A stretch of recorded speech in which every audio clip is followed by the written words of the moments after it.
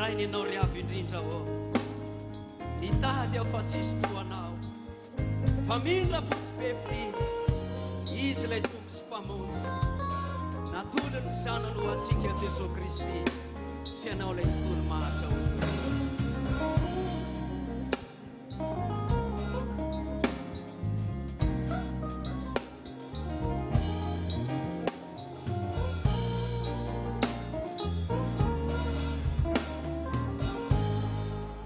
rehetra ira mafy iraniana riafisizao nitadia fa tsisy toana famina fosy befity iziray tompo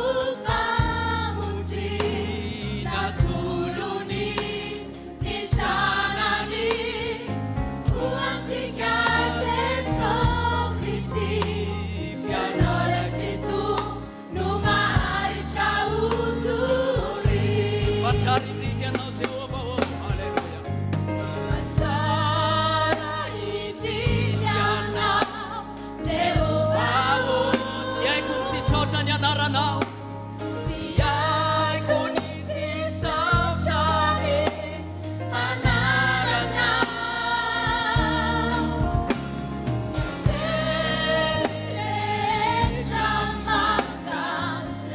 Sana, mantina la stessa fiandiana now.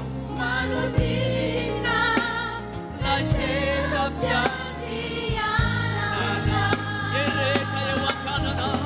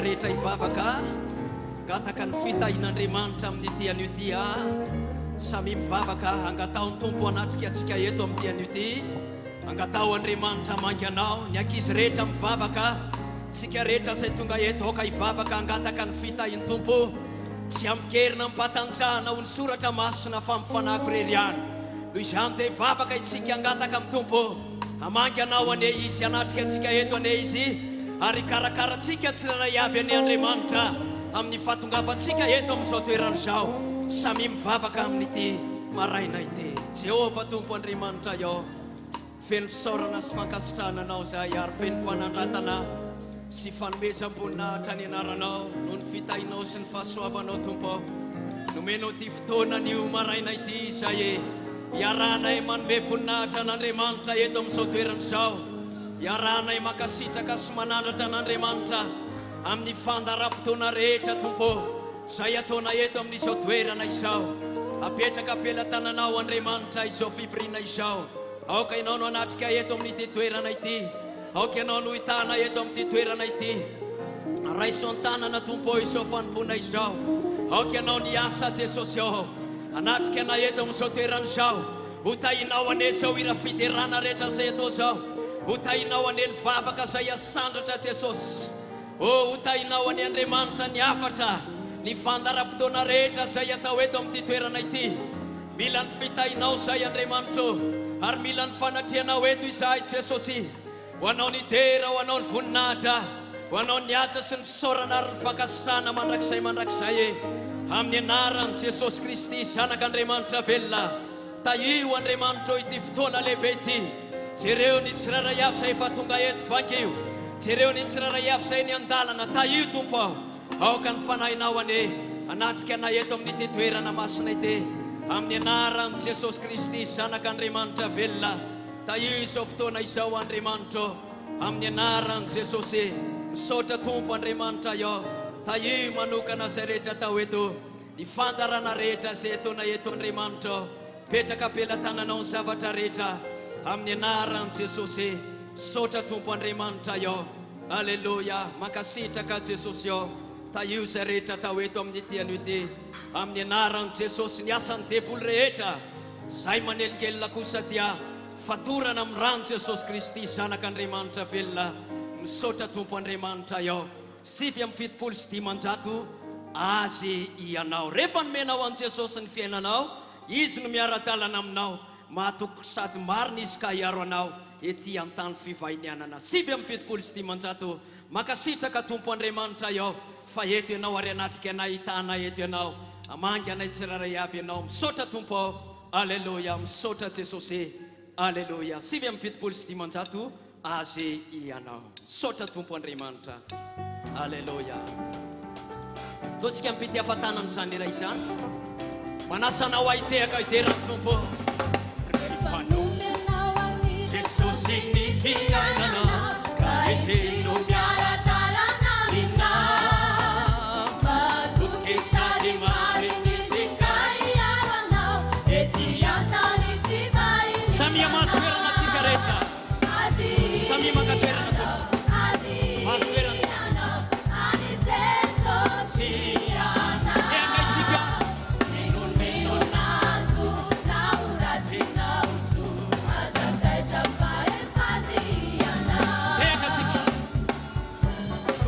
Version renren ianao. Efa notadiavany ka hitana. Tsy mba nolasainy fa nataony atsofoka ianao.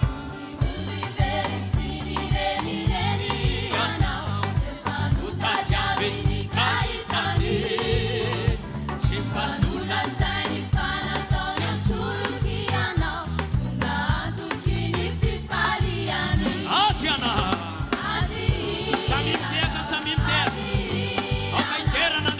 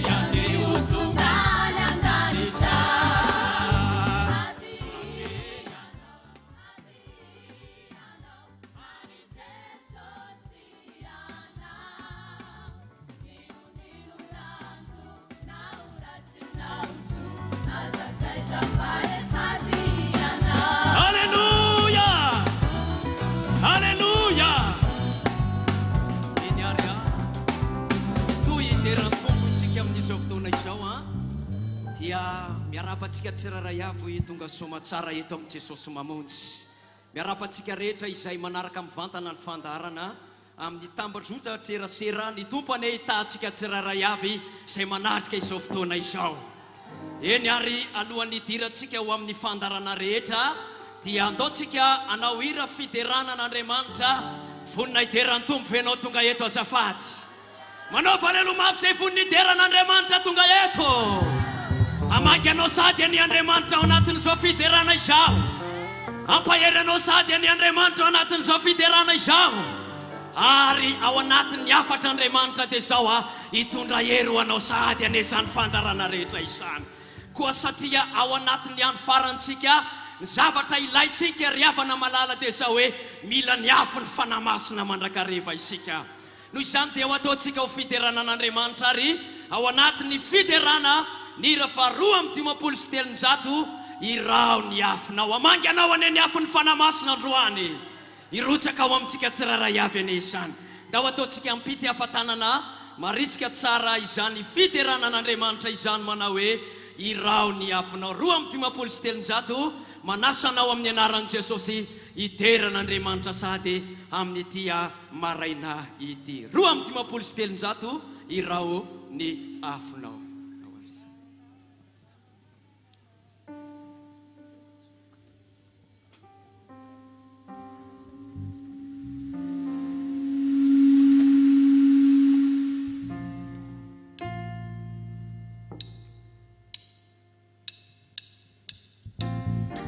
Tsika mipity hafatanana leso samy mitehaka.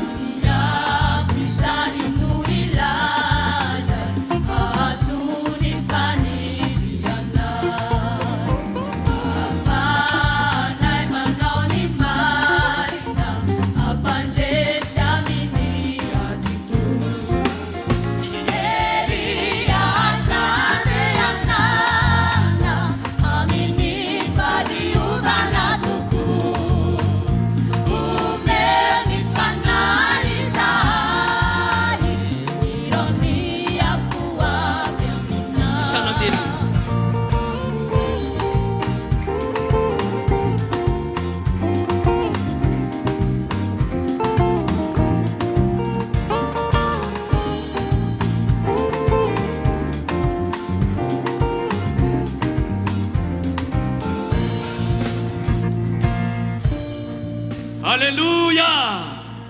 Haleluya.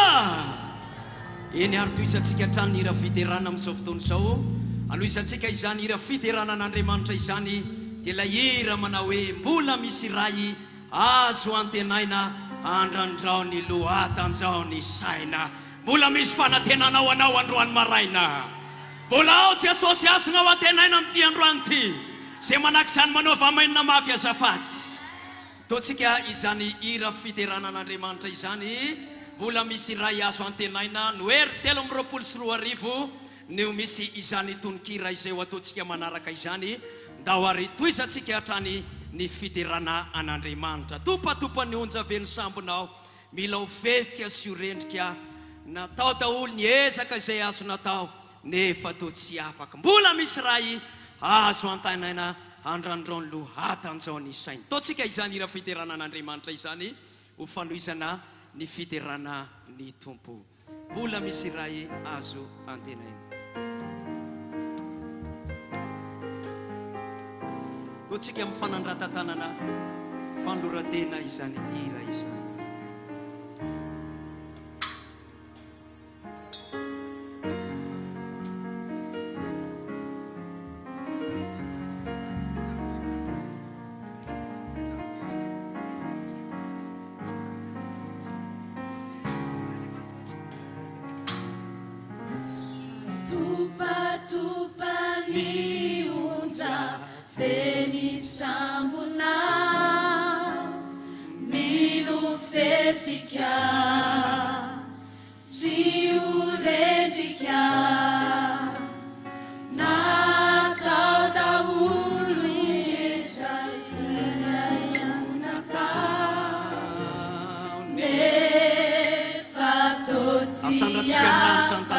Vertsika ndray mandeha andeny voalohany.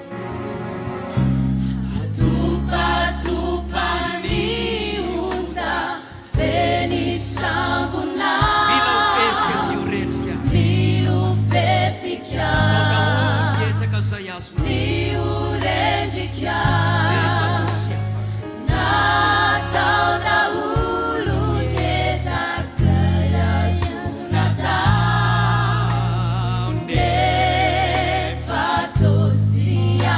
Sika rehetra hira mafy hoe mbola misy ray azo antenaina. Mbola misy ray azo antenaina andrandrao ny lohatanjao ny saina.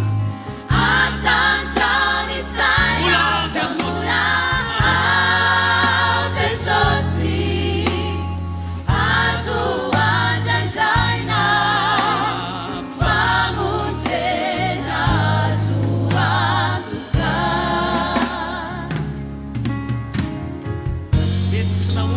Izay natao hitanondrika verevitra miafona ihany koa ny ao an-tananao feno fanahena. Mbola misy ray azo antenaina. Lefitsy naombiko ve izay natao mitanondrika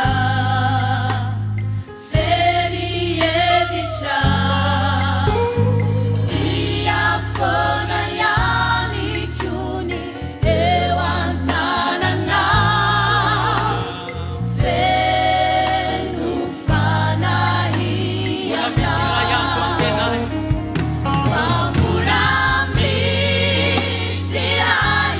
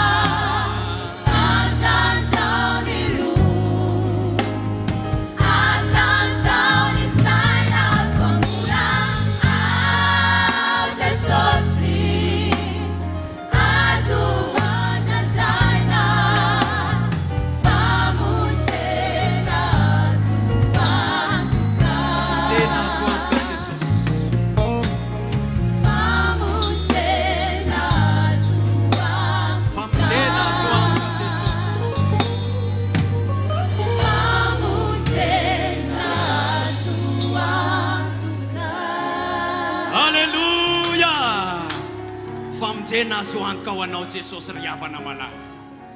Aoka anantena azy ianao satria mbola azo antenaina Jesosy. Mbola tsy mandisy fanantenana Jesosy fa mbola afaka ny amonjy anao izy androany.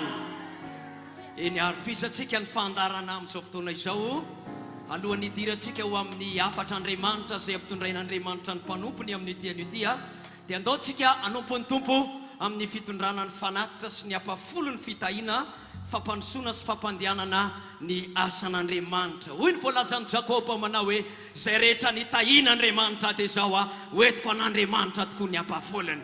Izany raha nitahian'Andriamanitra ianao tonga eto amin'ity toerana ity atery izay an'Andriamanitra fa izao isokatra ho anao ny farafaran'ny lanitra ndrotsaka ny fitahiana ho anao Andriamanitra.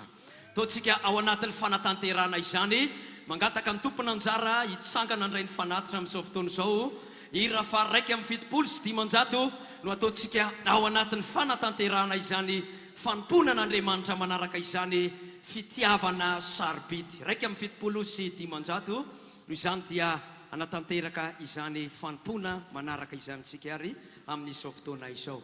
Alohan'izany dia hivavakantsika ho an'ny fanatitra sy ny apafolony ary ny tompony hitanao hatrany. Vavakantsika tompoko. Raha eo mankasitraka anao zay satria afaka niteranao tamin'ny alalan'izany fiterana izany. Androso zay akehitrio ny amin'ny fitondrana ny fanatitra sy ny apafolony fitahiana izay hoentina indrindra hampandrosoana sy hampandehanana ny fanjakanao. Taio ary akehitriny izay rehetra ataon'ny tanany tsirairay avy fampandrosoana sy fampandehanana ny asanao amin'ny anaran'i Jesosy misaotra tompo Andriamanitra eo. Alleluia. Amen. 1:700 fitiavana sarobidy ny fitiavan'ny mpamonjy. Taontsika izany ao anatin'ny fitondrana ny fanatitra sy ny apafolony.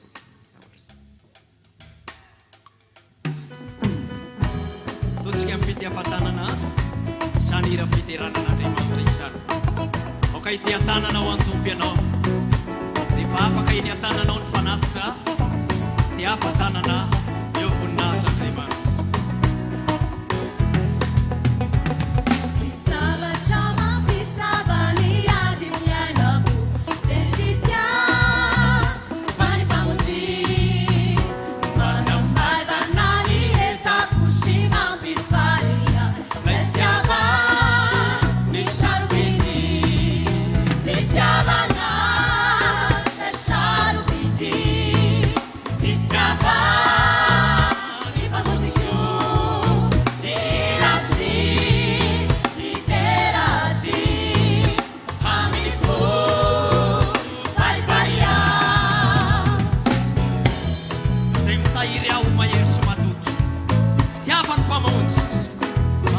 Fitahiana ny sahirana, fitiavan'ny mpamonjy.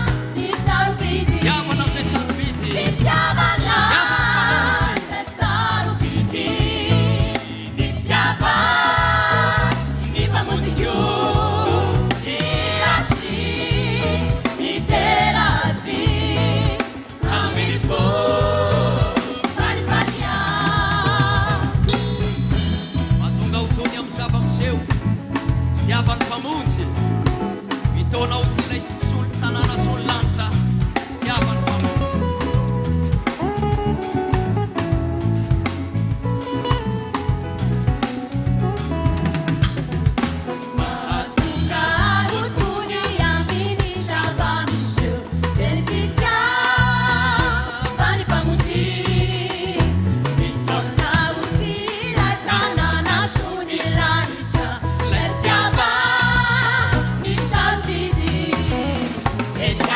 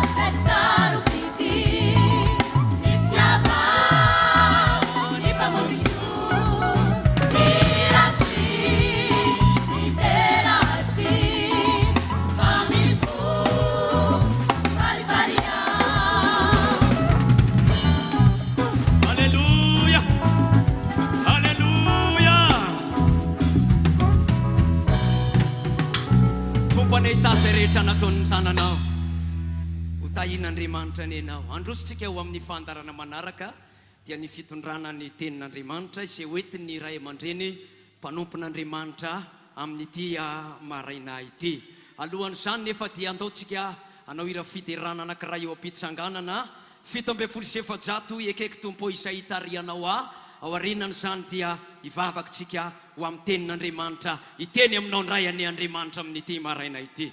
Manaiky ampanajanatsika tsirairay avy hitsangana anao zany ira izany 700 ekaiky tompo izay hitarianao ao aorian'izany dia ivavakantsika ho amin'ny afatr'Andriamanitra indray amin'ity anio ity 700 ekaiky tompo izay hitarianao. Ataontsika mifotsika manontolo izany fiderana an'Andriamanitra izany 700 ekaiky tompo izay hitarianao.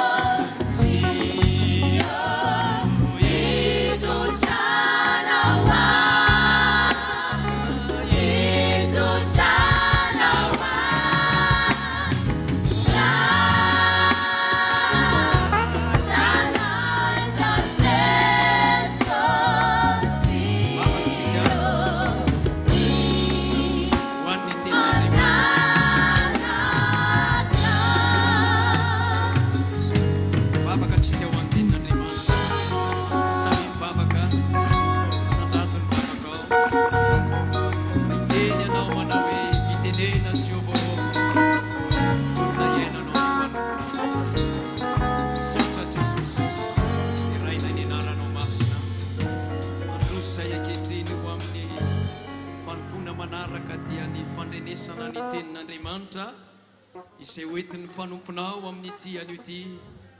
Taio ny afatra Jesosy eo izay ampitondrainao ny mpanomponao. Baiboly dia miteny fa aina ho an'ny mahazo azy zany ary fahasalamana ho an'ny nofo rehetra ihany koa. Anokatra ny fony tsirairay avy ianao izay tonga eto amin'izao toerana izao ary izay mandre ity fandarana mahafinaritra androany ity. Jesosy eo tainao manokana ny afatra ao androany. Aoka ny fanamasina ny asa ary alo lalana sady any anatin'ny fony tsirairay avy. Anokatra varavarana ho an'ny teninao ianao. Ahitany izany fahombiazana. Ho tanteraka ilay teny manao hoe tsy hiverina aminao foana izany raha tsy ambinina amin'ny alehany ary tanteraka amin'izay nampandehanana azy. Jehovah Tompo Andriamanitra eo, taio ny afatra ao ankehitriny. Mitenena Jehovah ô fa vonina ianao ny mpanomponao. Dia folo fahavalo izay mpitsainga sy mpamafa ny teny didina sy roana amin'ny anaran'i Jesosy Kristy. Voaka ny mpamafy ny vony soratra masina. Ny sasany dia voafafy teny amin'ny lalana, ny voafafy teny amin'ny tany marivo ambony vatolampy. Sasany voafafy teny amin'ny tany tsara ary voalaza fa namokatra avy zato eny sy enimpolo eny zany. Jesosy eo ny teninao izay torinany androany maraina. Izy vo izany Jesosy ary voafafy any anatin'ny tany tsara, any anatin'ny fony tsirairay avy amin'ity maraina ity. Taio ny mpanomponao izay tondra izany afatra izany Jehovah Andriamanitra eo. Ianao aneno anokatra ny fony tsirairay avy. Hita manokana ny afatra Jesosy eo. Voninahitra Andriamanitra ray zanaka fanamasina amin'ny anaran'i Jesosy Kristy zanak'Andriamanitra velona. Taio izany afatra izany Jesosy eo. Taio manokana izany afatra izany Tompo eo. Mitenena Jehovah Andriamanitra eo. Vonina ianao ny mpanomponao amin'ny anaran'i Jesosy Kristy. Makasitraka anao izay satria Andriamanitra tsara ianao. Teny aminay tsirairay avy ianao Tompo Andriamanitra eo. Tamanokana izany afatra izany ianao amin'ny anaran'i Jesosy Kristy. Alleluia. Misaotra Tompo Andriamanitra eo. Umewahi Tompo ny fufunaina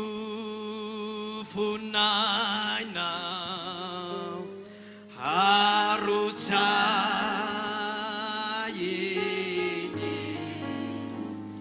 Fana imasina umewa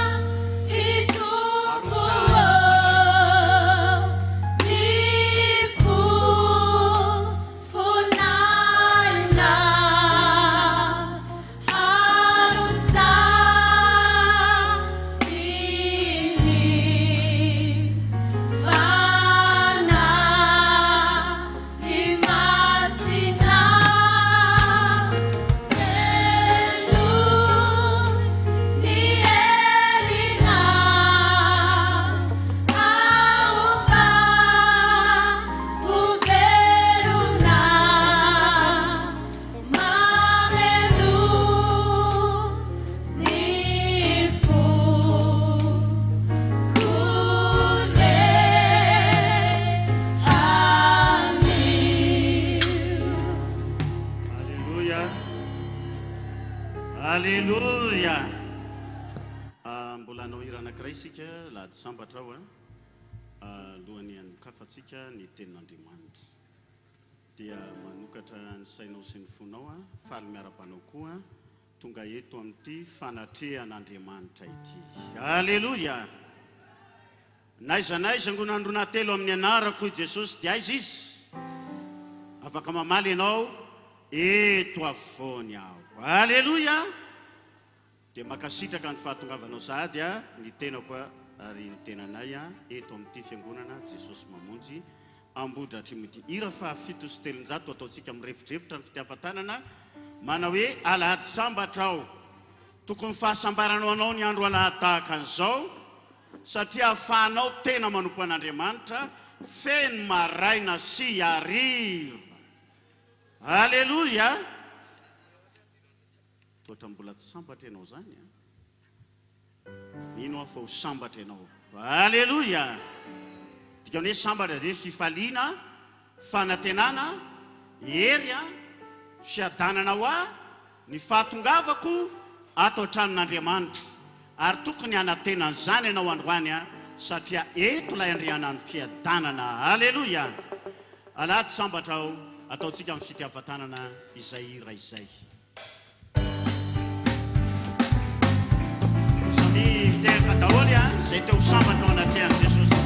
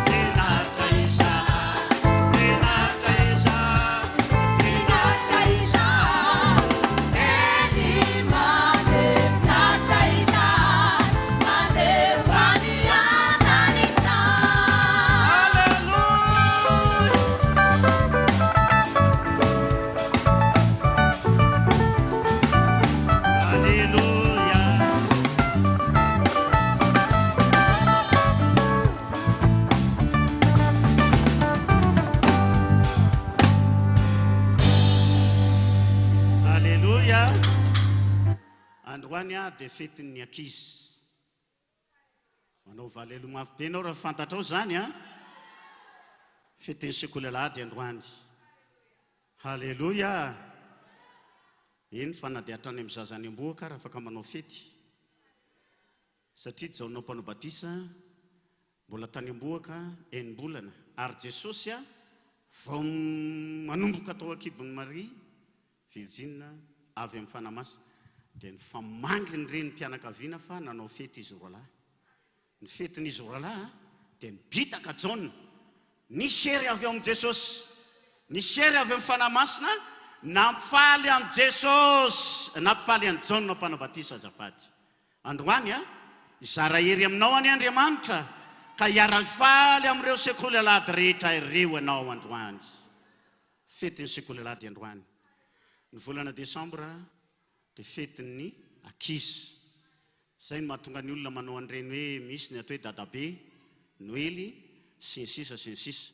Fa isika androany dia 28 Desambra mbola ao anatin'izany fankalazana ny fetin'ny Noely zany isika dia mankalaza ny anaran'i Jesosy eto ihany koa isika. Halleluja. Ka izay no iarahabako anao sady tratra ny ty fotoana androany ity. Halleluja. Misy ankizy marobe ihany koa izay atao hoe vao manomboka mivavaka, izay andray ny fitahian'Andriamanitra dia miaraka amintsika eto izy ireny ary omena anjara ihany koa izy ireny amin'ny tapany ariva. Halleluja. Zava-dehibe zany ry havana. Androany ary dia misy afatr'Andriamanitra, ny zavatra ho atao eto moa dia hoe fanoloran-jaza. Tanao fa hatrany amboaka dia misy anjara ny ankizy. Lehibe teraka valona Jesosy dia nisy anjara ho azy ao amin'ny tranon'Andriamanitra. Ka androany zany dia hazavaina aminao ny programan'Andriamanitra ny amin'ny ankizy na ny zaza madinika. Tsy hoe olona tsisy dika ireny, fa olona karakarain'Andriamanitra izy ireny ary andray ny fitahian'Andriamanitra izy na dia hatrany amboaka aza. Halleluja. Dia aoka ianao hiara-hifaly fa Andriamanitra neny nahatonga anao nivoaka tety ambony tany tahaka an'izao ary Andriamanitra nanome tombon'andronao mbola velona na dia antotra sy fotsy volo azy ianao dia zaza ihany ianao anatrehan'Andriamanitra. Halleluja. Hoy ary ny soratra masina izay angaditsika androany ny programan'Andriamanitra amin'ny zaza na ny ankizy hatrany amboaka hatramin'ny fahazazany eny hatrany amboaka na efa lehibe zao ary izy dia misy programan'Andriamanitra ny amin'ireny zaza ireny. Misy teboka telo no azavaina foy ao anatin'izay dia ny hoe tian'Andriamanitra na Jesosy anatona azy ny zaza. Ary ny faharoa, tian'Andriamanitra atao fitaovana mahery vaika ny zaza. Halleluja. Teboka fahatelo tian'Andriamanitra hoentina any an-danitra. Atao fitaovana mahery vaika izy aloha dia avy eo hoentina ho any an-danitra hiakatra andova ny fiainana mandrakizay satria Jesosy dia voalaza hoe tia mikarakara ny ankizy. Hoy ny teny anankiray hirantsika zay, tia zaza. Iza hoe? Iza le tena tia zaza Zany ny anaran'ny mpitendry zava-maneno voalohany. Ataovy ary hoe le tia zaza, tena tonga dia mahay ny ankizy. Tia zaza. Alefa ary.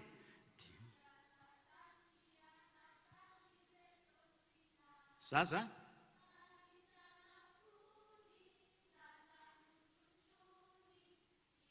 Tanao, zaza ho nataony ahoana?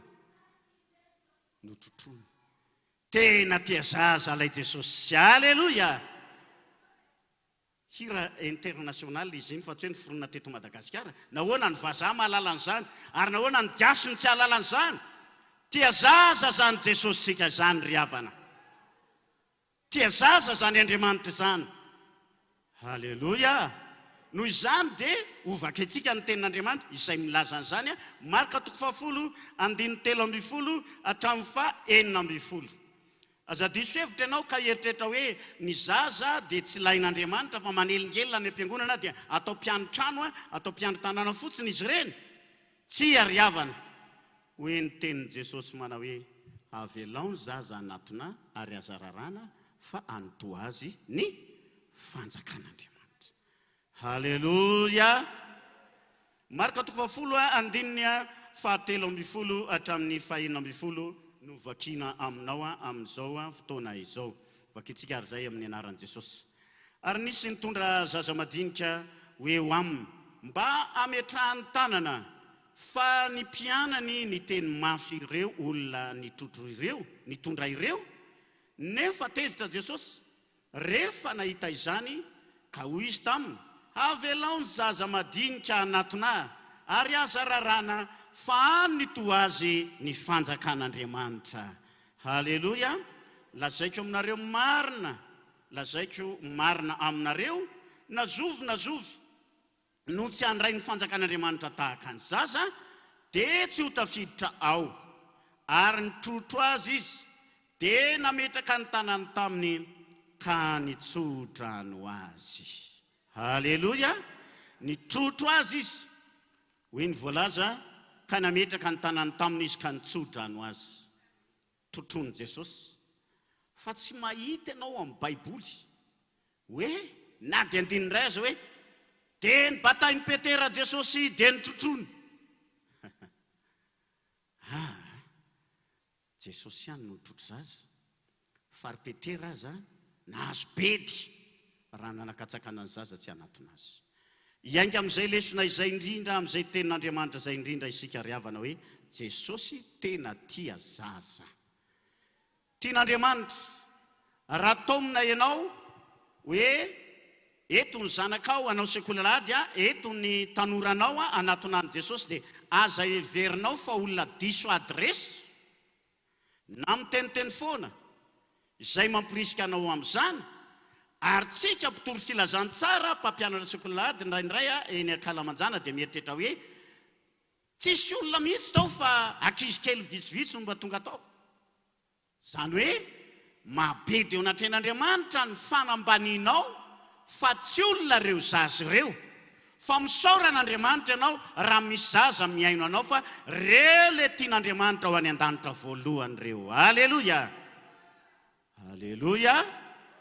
Aza miteniteny foana zany sika fa tena ilain'Andriamanitra tsika hoe alala ny tena sitrapon'Andriamanitra rehetra. Ao amin'ny bokin'ny Hebreo riavana dia toko faharoa andininy fefatra amby folo.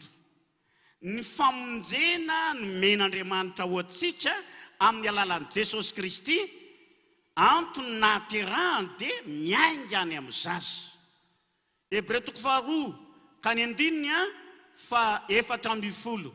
Dia hoy ny tenin'Andriamanitra, tsy nidinganina hoe tonga dia olon-dehibe zany le vonjena, fa miainga any amin'ny zaza ny programan'Andriamanitra momba ny famonjena dia izay mena tamin'ny alalan'i Jesosy Kristy. Izay mivaky toy izao amin'ny anaran'i Jesosy ny tenin'Andriamanitra rehefa hita izay ko satria manana nofo amandrany zaza dia mba nandray izany koa izy mba handringanany amin'ny fahafatesana ilay manana ny herin'ny fahafatesana dia ny devoly. Haleluya. Ko satria manana nofo amandrany zaza, miaingana amin'ny zaza zany ny modely mpamonjena, ary dia nandray izany koa Jesosy. Tsy maintsy midina ho nofo amandray izy ary miainga zazakely tao akibon'ny Maria Virgine tamin'izay fotoana izay nametrahan'Andriamanitra azy tamin'ny fanahy masina. Aoka ho fantatsika araka izy, tsy njovin'Andriamanitra ianao. Haleluya. Tsy ny man'Andriamanitra ny olon-dehibe ihany Jesosy, fa raha nolotra azy ho mpamonjy an'izao tontolo izao Andriamanitra dia miainga tany amin'ny fahazazana, mitafy nofo amandra, ary dia afaka mahavonjy anao koa amin'izany izy ny Baiboly dia mahavonjy tokoa. Zay manatona n'Andriamanitra amin'ny alalany izy satria velona mandrakizay hanao fifonana ho azy. Haleluya. Na zazakely azy, na tanora, na antitra sy fotsivolo manatona an' Jesosy dia vonina Jesosy mbola hivavaka ao anao.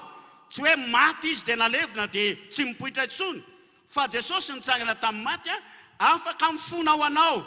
Raha manapa-kevitra anareo rakizy, ry tanora, ray mpianakaviana, na antitra sy fotsivolo aza ianao ka anatona an' Jesosy amin'ny androany ity dia izao no ambarako anao vonina zany Andriamanitra zany hamonjy anao amin'ny alalan'i Jesosy. Haleluya. Miaingany amin'ny ankizy ny fototry ny famonjena an'izao tontolo izao ry havana.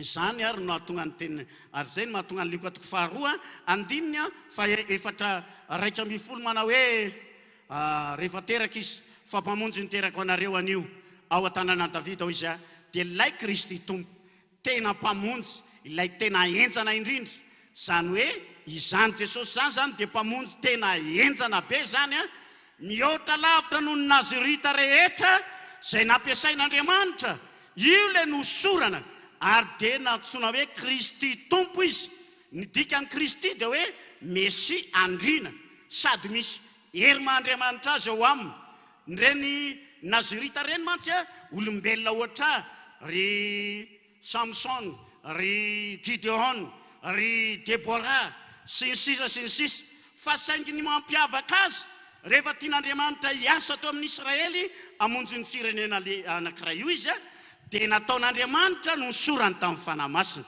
koa Jesosy dia nosorana tamin'ny fanahy masina hatrany akibongreny halleluja torotoronina tamin'ny fanahy masina ary rehefa avy eo dia lasa mpamonjy an'izao tontolo zao mpamonjy niteraka ao anareo anio ao an-tanànan'i Davida dia iza hoe Kristy tompo Kristy ilay voaositr'Andriamanitra matokenao an Jesosy fa mahavonjy anao izy halleluja zay le tantaran'ny famonjena riavana ary ao amin'ny asa toko faharoa andininy faharaika amby roapolo dia milaza ny tenin'Andriamanitra manao hoe ny maso rehetra dia ahitany famonjen'Andriamanitra hampahitana an'izany ny masonao ary sambatra ianao raha sekoly alahady mbola zazakely dia efa misy mitaonanao ampianarina ny tenin'Andriamanitra mba hahitanao sy hatsapanao zany ato hoe famonjen'Andriamanitra izany zay riavana no antony nahatonga an Jesosy zazakely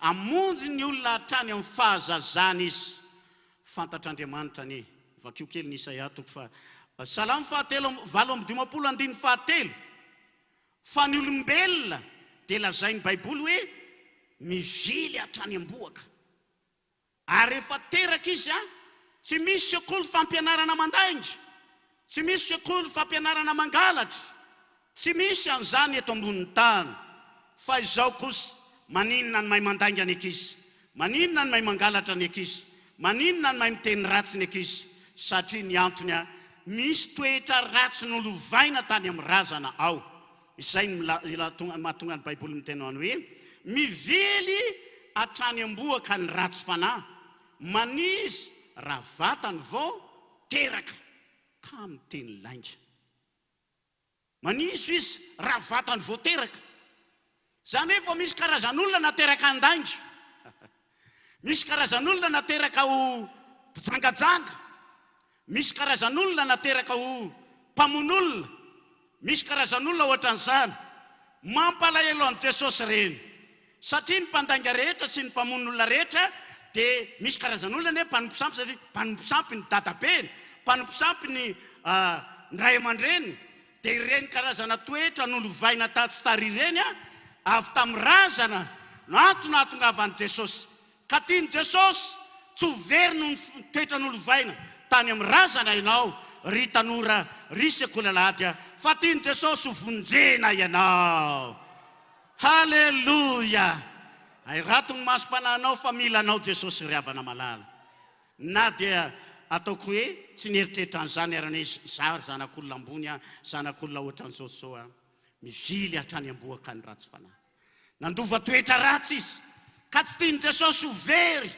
araka ny lazainy Baiboly satria tsy tiany isy ho very na dia iray azy zao angamba ny tiako ampaherezana anareo na zanaka mpijangajanga ianao ka tsy fantatra ny rainao sy ny reninao zanaka mpanompisampy dadarabe ianao zanaky ny ataontsika hoe olona tena mpanohatra an'Andriamanitra ianao mihaino ahy ianao androany miheno ahy ianao fa tian'Andriamanitra ho vonjena ianao ary mametraka teny fikasan'Andriamanitra minoan Jesosy tompo mafimafy ianareo minoan Jesosy tompo dia ho vonjena ianao sy ny akonanao io zanaka io dia ao anatin'ilay vala-pamonjena io ao anatin'ny programan'Andriamanitra io fa maherezanao mivavaka sy mitady an'Andriamanitra halleluja aza miteny hoe ka maditra ny zanako, nolovainy taiza moa le ditra, nolovainy tany amin'ny dada sy mama, nolovainy tany aminao, dia maiza mandefitra ianao.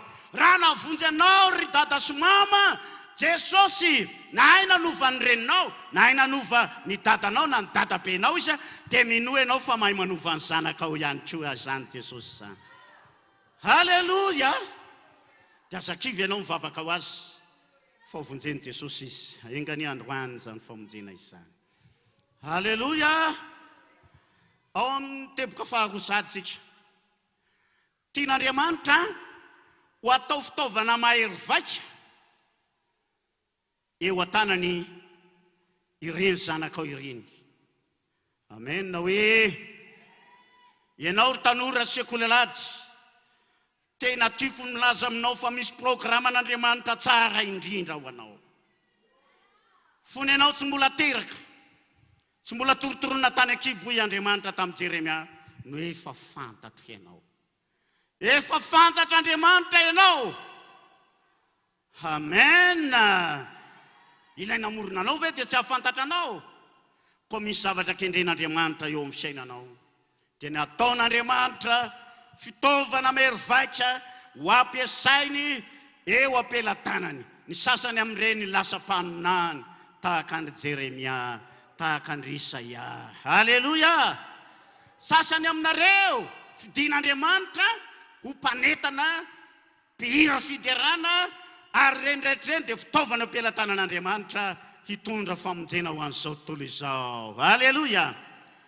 Zany no atao hoe asan'Andriamanitra, ka mamola vola olona Andriamanitra ho ataony fitaovana hidera sy hanome voninahitra azy, ary dia hitanao reny tao anatin'ny fotoam-piderana izay natao teto na tamin'ny voanihira vao teo, fa misy fiatraikany any am-ponao. Haleloja! Tanora ny mpitendry zava-maneno, tanora ihany koa ny mpihira. Engany mba ho tahaka izany ny zanakao, rehefa tonga miditra manompo an'i Jesosy dia ho tanterahany ny programan'Andriamanitra. Haleloja! Raha rivo dia isy programa fandaharan-kira eto. Amen. Amin'ny fiderana toy ny Noely dia isy karazana ankizy, jereo fa ny ray aman-dreny ny ray roa, ray any dada, ray any mama, fa iza ny tena mibatoerana, iza ny tena mibatoerana? Ny ankizy. Haleloja! Haleloja! Zao ary tsika maki ten'Andriamanitra amin'ny Mateo 4:9. Zay iray mety ambara aminao dia ato amin'ny Baiboly avokoa.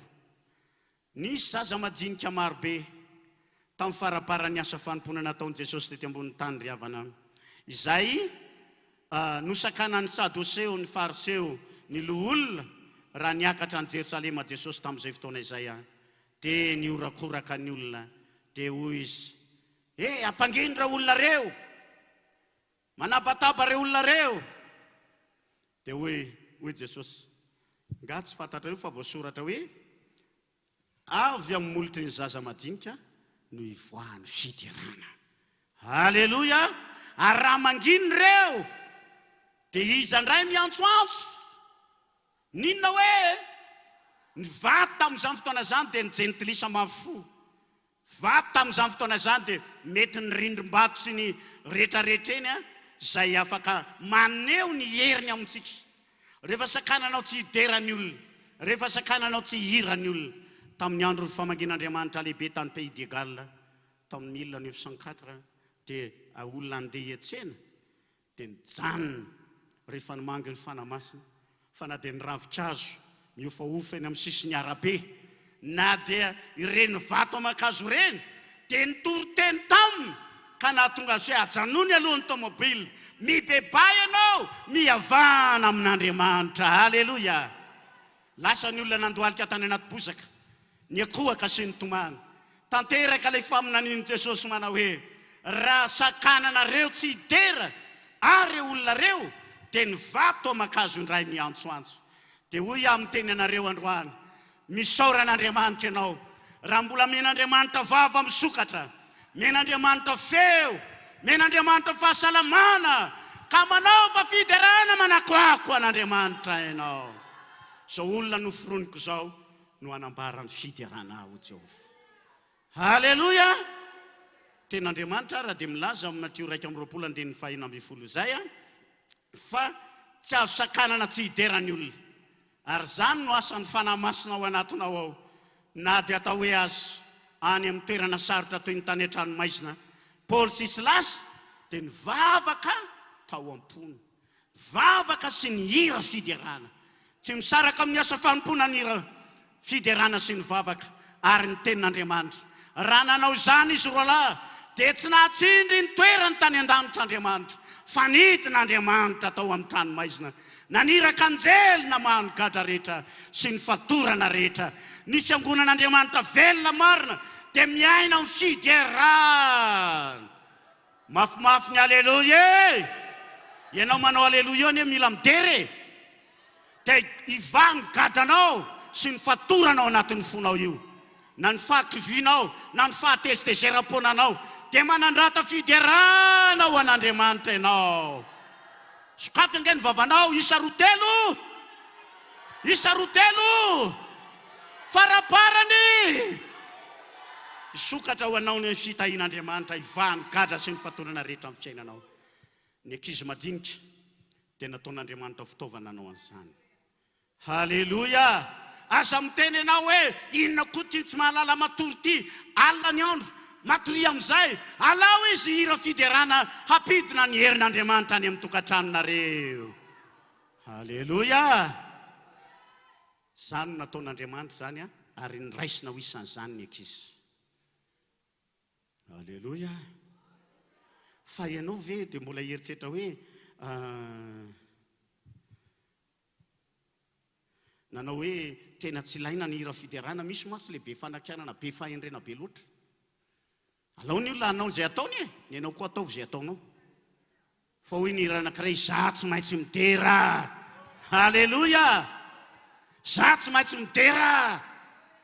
Ary rehefa manao aleloia dia ataovy amin'ny fanaovanao azy na iza anao na iza tsy anao. Ary zany no lazainy teny fikasana manao hoe andresena ny fahavalo. Andresena n'iza hoe ny fahavalo dia ny devoly. Raha tianao hitsoka ao tokantranonareo ny devoly, avelao andeha ny hira fiderana, dia arao ilay hira fiderana. Haleloia.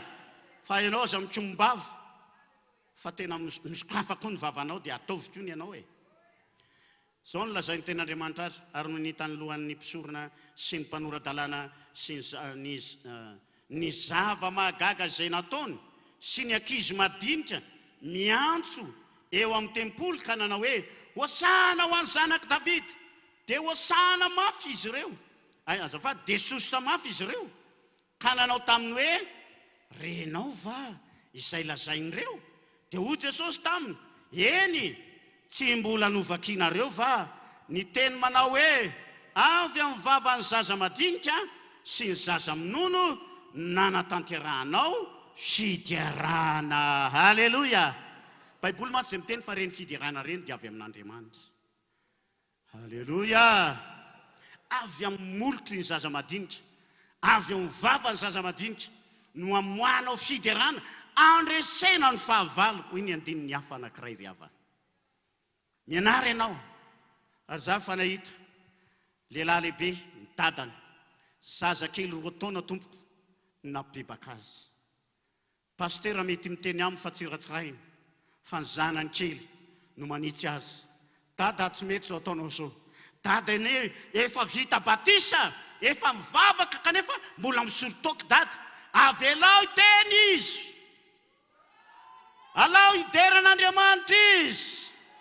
Ary misoran'Andriamanitra hoe mbola misy zaza irahan'Andriamanitra briky mona. Asain'Andriamanitra miteny ahy. Raha miteny izy hoe andaotsika hivavaka, aiza rakizy, aiza ho izy ianao. Ary le fiangonana ohatran'izao hoe le pastera ny mety tadidiny, le tilikambo ny mety tadidiny. Hoy aho manao hoe akatoavy misy Andriamanitra miteny amin'ny alalan'ny zaza ry havana malala. Haleloia. Noho izany dia mandehana ianao fa hirak'Andriamanitra toy ny briky mona ny zanakao na amin'ny alalan'ny hira fiderana. Ary aza baikibaikonao izy hoe dia zany foana ny hirainy eo. Nina raha mba hovaina hira hafa? Aleo izy hiran'izay hirainy dia saintsainy le lazainy tononkira. Haleluya. Narak izany ny ankizy nanao sekoly alahady tompo lasa fitaovana mahery vaika eo ampelantanan'Andriamanitra raha hitory filazantsara. Haleluya. Ianao ve mieritreritra fa verimaina ny fitoriana filazantsara amin'ny ankizy manomboka any amin'ny 2 taona, 3 taona, 4 taona ziska hatramin'izy 20 taona. Tsy verimaina. Aheno fijorona vavibelona tsika raha riva. Tsy mety maty ny vozaina fafy.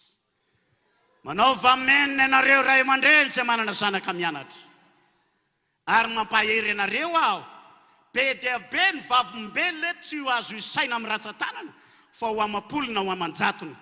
Fanandray filazantsara tamin'ny voalohany tato amin'ny sekoly alahady no lasa mpanompon'Andriamanitra na pastera, lasa evangelista, lasa mpivavaka matianina, tsy mety miala na dia ampy tsara izy. Ahoana ny lazain'ny Baiboly hoe zaro amin'ny lalana tokony aleny ny zaza. Mafimafy ianareo sekoly alahady na tanora zaro amin'ny lalana tokony aleny ny zaza ka na rehefa antitra ary izy dia ninona? Dia ninona hoe? Haleluya. Tsy afaka miala ianao ary tsy mety maty iny satria votsy mety lo. Petera voalohany, toko voalohany, 7:20. Efa nateraka indray ianareo tamin'ny votsy mety lo dia ny tenin'Andriamanitra izay velona sady maninona? Maharitra. Haleluya. Azagaga ianao fa reny olona nianatra sekoly alahady reny dia tsara fototra reny. Ary na dia somary mitsingevangevana ry izy etiny onjy noho ny fahatanorana sy ny sisa dia miteny aminao tsy maintsy miverina io ary orina tsara hatramin'ny farany satria mahay mampiorina azy Jesosy ry havana malala. Mampahery ianareo sekoly alahady tranay na mainty milaly tany amin'ny Jesosy mamonjy zao no afatry ny ten'Andriamanitra ho anareo. Hoy ny apôstôly Paoly manao hoe fantatro izay noko. Fantatrao ve izay nitoriana taminao? Tsy azosongonina iakaviana iakavanana ianao amin'ny karazana fampianaran-diso na ny antikristy na ny mpampianatra sandoka, fa ny ten'Andriamanitra velona izay nitoriana taminao dia votsy mety maty, votsy mety lo ary maharitra mandrakizay. Hoy ny apôstôly Paoly mijoro vavimbelona. Fantatro izay noko. Fantatro izay noko. Ary izy dia mahatahiry izay natolotro azy mandra-piavy izay andro izay. Ianao izay efa nandray an'izany fampianarana izany dia aza mbiala amin'izany ianao, mareta amin'izany ianao. Havaozy ny fanoloran-tenanao ry tanora, ravaozy ny fanoloran-tenanao ry ray aman-dreny izay efa nianatra ny ten'Andriamanitra hatramin'ny voalohany. Tsy diso lalana ianao fa mety tsy mba ny fakapana teny am-pandehanana fotsiny mibebahaka amin'ny verena amin'ny fitiavana voalohany. Mbola tianao Andriamanitra. Nisy zanaka pasteur, tsy fijorona vavimbelona na pasteur, vadina pasteur fa tompo tamin'izay mbola mpianatra tany Akorondrano tamin'ny 1982 sekoly ara-baiboly zay. Dia izy vadina pasteur io taminay hoe nisy mpianatra izy nay dia nianatra teny amin'ny ambaratonga ambony. Dia nieritreretanao hoe rehefa tonga eny amin'ny ambaratonga ambony ny mpino marivo salosana dia mivadika lasa ante na tsy mino satria efa miakatra ny faripaizana sy ny fahalalana. Fa nijoro vavimbelona ho izy amin'ilay fizaran-doka reny dia nomena pankarta kely misy tenin'Andriamanitra reny atao amin'ny hazo na ohatran'izany na atao amin'ny baoritra nasiana soratra manao hoe any amin'ny Timoty any izay tehirizy madio ny tenanao. Dia nafarana izy ny ray aman-dreny hoe apetraho amin'ny tatom-baravaran'ny trano dia isaky ny ivoaka ny varavarana ianao na ho aiza dia vakio le teny hoe tehirizy madio ny tenanao. Ifanena amin'ny jolam-boto ianao raha vehivavy, ifanena amin'ny tovavy mpamitaka ianao raha tovavy. Fa izao le ten'Andriamanitra ho izy dia niasa tao anatiny foana hoe io ary le lazain'ny Baiboly manao hoe tehirizy madio ny tenanao. Ataovy sora-baventy amin'ny tatom-baravaran'ny tranonao, hoy ny boky ny Deutéronomie izany, dia vakio isan'andro. Mahatahiry ny tenin'Andriamanitra ry havana malala. Mahatahiry ny tenin'Andriamanitra ry havana malala.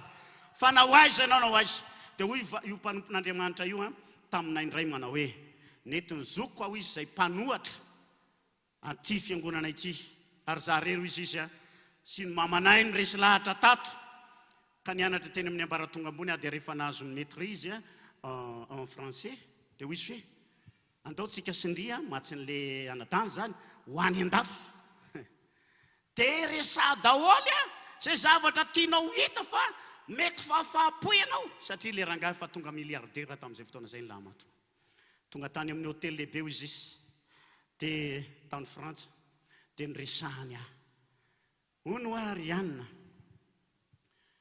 tonono ny anaran'le anabava zao efa netiko taty anao nantaniko vola be fa raha vonona hivady-ponoana ianao ary hiala amin'ny finoana matsy an'le Jesosy mamonjy dia tena omeko an'izao ianao fa ny angatahako anao dia atitsika amin'ny anadamy manao contrat mba hivadianao dia hoy izy ilay anabavy fantatro izy tianao atongavana fa ilay Jesosy niraisitro le ten'Andriamanitra nakatoaviko mihitsy ny tena amandrianao zaho izy tsy ala amin'ny Jesosy aho na antra zao na ho aiza ny afarako efa nandray an'i Jesosy aho dia hanompo azy hatramin'ny farany dia nipetrohany amin'izay dia nikitako tainy amin'izay dia tsy nasiny antra amin'izay zara fa saika tsy netinody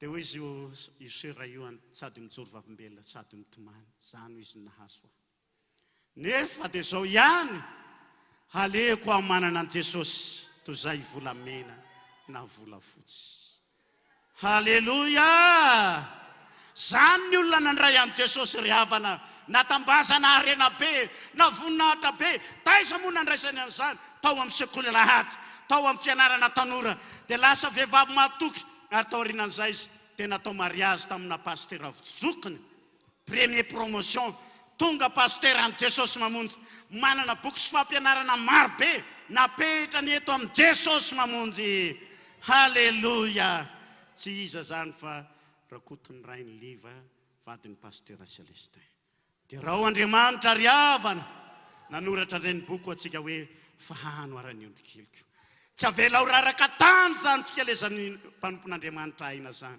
sy ny fikalezan'ny aina fa miparitaka amin'ny olona marobe amin'izao fotoana izao halleloja nivoaka ho dokotera ilay ankizy lahy tamin'ny voalohany resahako taminao teo dia neviteny ireo mpanompon'Andriamanitra hoe tafavoaka teny amin'ny ambaratonga ambony andao mba andao izy anatrika ny teziko farany ianareo fa hivoaka dokotera gaga izy mivady mbola tsy manambady le tovolahy mbola mijoro tsara le tovolahy fa lay ten'Andriamanitra zay nomena azy taty amin'ny sekoly lahy tamin'ny fizaran-doka no nijoro ny vavimbelona hoe zay ho izy nahatahiry halleloja ary lay vadina mpanompon'Andriamanitra nalay mpanaraka ny rasako anao teo zay dia hoy amin'ny teny aminao mandra-pahafatiny dia an'i Jesosy halleloja hatramin'ny farafofinainy manova olona ny ten'Andriamanitra mitahiry olona ny ten'Andriamanitra ary matoky anareo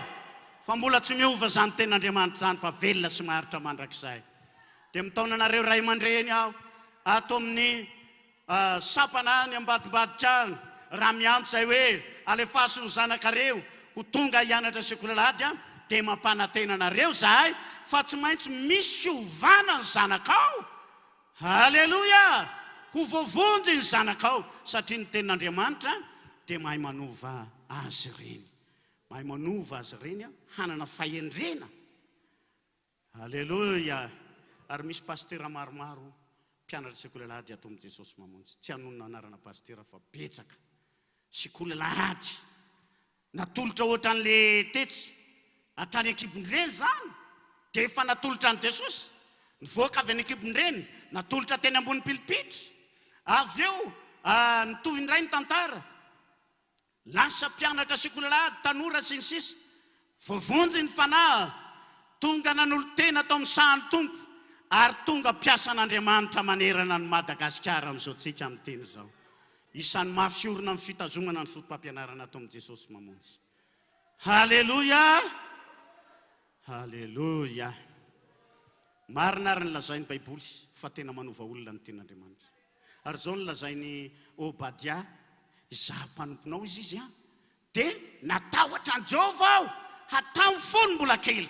Ary tsy vitany hoe matahotra an'Andriamanitra izy, fa le finoany a dia narahany asa. Inona nataony? Lasa mpanohana ny asan'Andriamanitra izy. Nalainy ny mpamina ny zatolahy tamin'ny andro ny Ahaba sy Jezebela tena makala fivavahana tamin'izany fotoana zany. Nalainy le mpanompon'Andriamanitra dia nataony tany Andavajoy, dia nomeny hanina 50 isaky ny lavaka anankiray. Enjana anie zany, mosary tonga amin'ny tany, tsy nijery tombotsoa araboly izy, fa hoe ovatsiko vola ny fanjakan'Andriamanitra. Ireo mpanompon'Andriamanitra ireo dia nivavaka ao an'Israely. Halleluja, halleluja. Zany no vokatry ny asana ny fanamasina sy ny tenin'Andriamanitra. Ny zaho mpanomponao dia matahotra an'Jehova hatrany mbola zaza. Hoy izy indray Davida, eo amin'ny fiainana manokana ve? Hoy izy indray Davida, efa antitra ihany aho, efa tanora aho izy ary antitra ankehitriny, tsy hitako izay marina nafoy. Halleluja. Na ny zanany ho lasa olona mahantitra, mpangataka hanina, tsy hitako izy. Efa mba antitra, efa tanora taloha ary antitra ankehitriny. Nanara-maso Davida, fa tena tsy hitako izy izay olona marina ka nafoin'Andriamanitra. Mafy ny adiny Davida tamin'izany. Nenjehana tetseroa, saika efa tratra tatsy teroa tao anaty lavajoy, ary tao anatin'izay ny ady mafy. Ndroso ny ady tamin'ny Goliata, nandresy foana Davida. Ny ady tamin'ny Saoly, natao azalamo, nandresy foana Davida. Halleluja. Fantatro izy fa tsy misy marina foin'Andriamanitra. Iza zao mba teo tanora tahin'Andriamanitra ry havana malala, mba ho karakarany aso jeren'Andriamanitra ny fahatanoranao, ary hatrany amin'ny fanteranao dia hitanao maso zany hoe miavaka ny olona matahotra sy manompo an'Andriamanitra. Ambony tanana dia apofay ataovy amen. Halleluja. Zany ry havana ny asan'ny tenin'Andriamanitra ka dia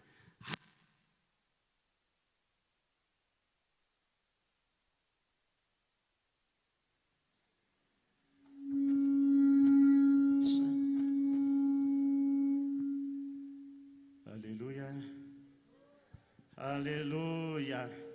Teboka farany a. Andriamanitra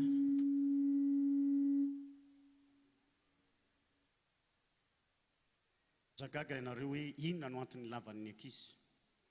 Verina antsika ry Marka 10 teo a. Avelao ny zaza natona ary aza fa anto azy ny mafimafy e.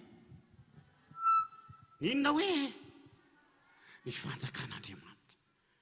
Tianao tonga any an-danitra ve ny zanakao ry havana? Iza mba maniry ny zanany ho tonga any an-danitra? Izay no antony.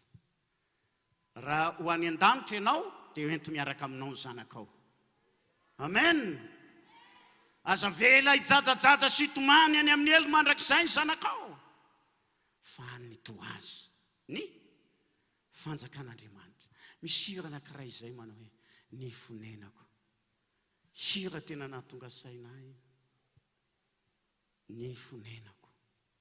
Nisy anineny mety ho anilako ampitany lalambe volame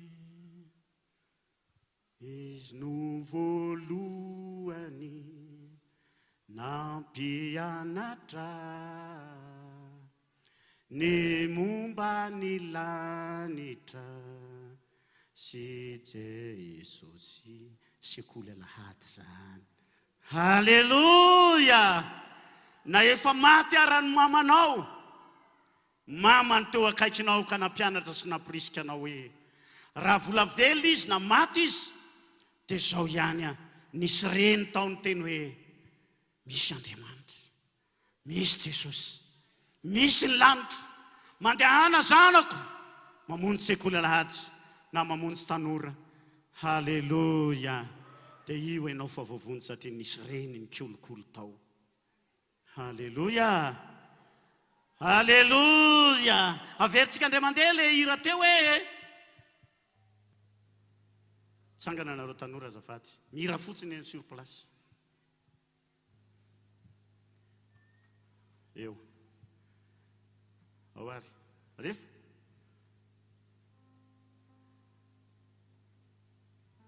tsangana azafady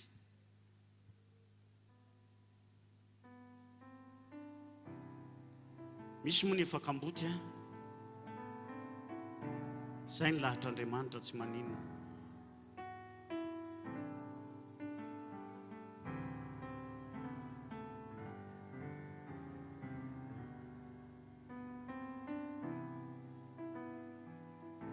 lefa lery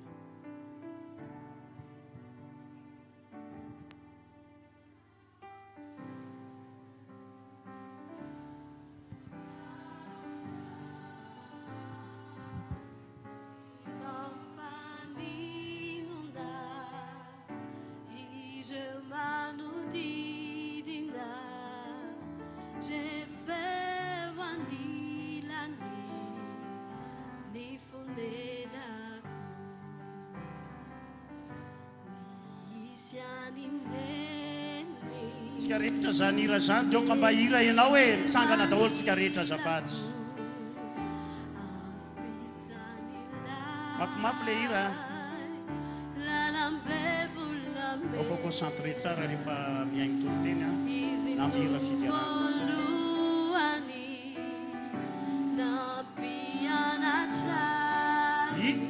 lohany na mpianatra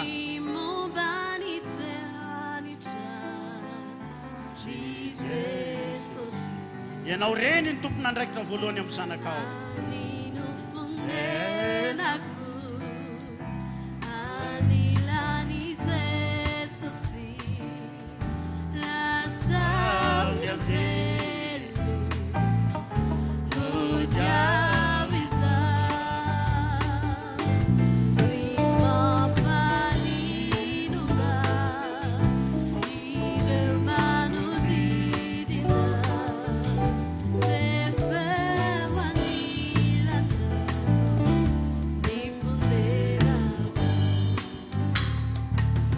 Alleluia azo toerana tompoko tsy mampaninona reo zay manodidina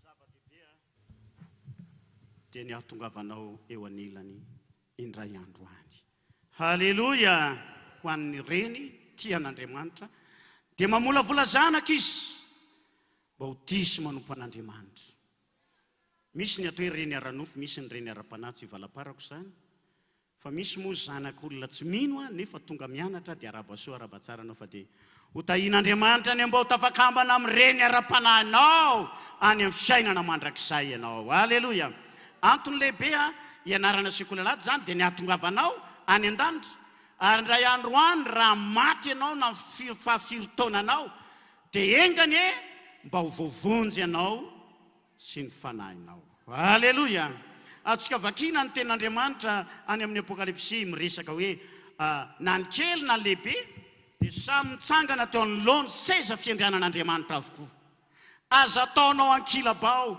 ny fampianaranao sekoly ny zanakao na ao aza Noasy Daniel ary Joba izy dia tsy avonjy na ny zanany lahy na ny zanany vavy izy ireny fa ny tenany ihany no voavonjiny noho ny fahamarinana ny fahamarinany ray aman-dreninao aza ekinanao zay ny lazainy baiboly ka noho izany dia raha teo any an-danitra ianao dia tsy maintsy miezaka ianao manolo tena tsara ho an'Andriamanitra halleluia ary rehefa tonga ny fitsaran'Andriamanitra apokalipsy zany a toko 20 ary ny andininy fa 1:10 dia manambara an'izany na ny kelo izy na ny lehibe dia hitako fanjoro teo anoloan'ny seza fiandrianan'Andriamanitra avokoa dia nisokafa nalay boky ary dia nitsaraina araka zay rehetra voasoratra atao anatin'ny boky izy zay le lazainy soratra masina za rehefa mahita ankizy ambonimbony taona reny dia tena tonga saina hoe lasany an-danitra varesa lasany amin'ny elo zazy io mba nianatra ten'Andriamanitra sy nampianaran'ny ray aman-dreniny soratra masina ve zazy io sady zaza notaizana varimbarina any amin'ny elo izy folo mianada izy valo mianada na izy firy mianada dia izay rehetra maty any daholo. Oka isaitsainantsika zanak'Andriamanitra. Haleloya. Tsy natao hiteraka zaza ho alefa any amin'ny fahaverezana ianao, fa natao hiteraka zaza ho any an-danitra ianao. Haleloya. Zao no lazainy ten'Andriamanitra mahakasika an'izany ry havana hoe ary hitako fa indro nisy seza fiandrianana fotsy lehibe sy ilay mipetraka eo amboniny ny tany sy ny lanitra nandositra ny tavany ka tsy nisy hitoerany. Ary nahita ny maty aho na ny lehibe na ny kely nitsangana teo anatren'Andriamanitra ary novelarina ny boky. Ary nisy boky raiko novelarina dia ny boky ny fiainana izay an'ny boky ny fiainana izany.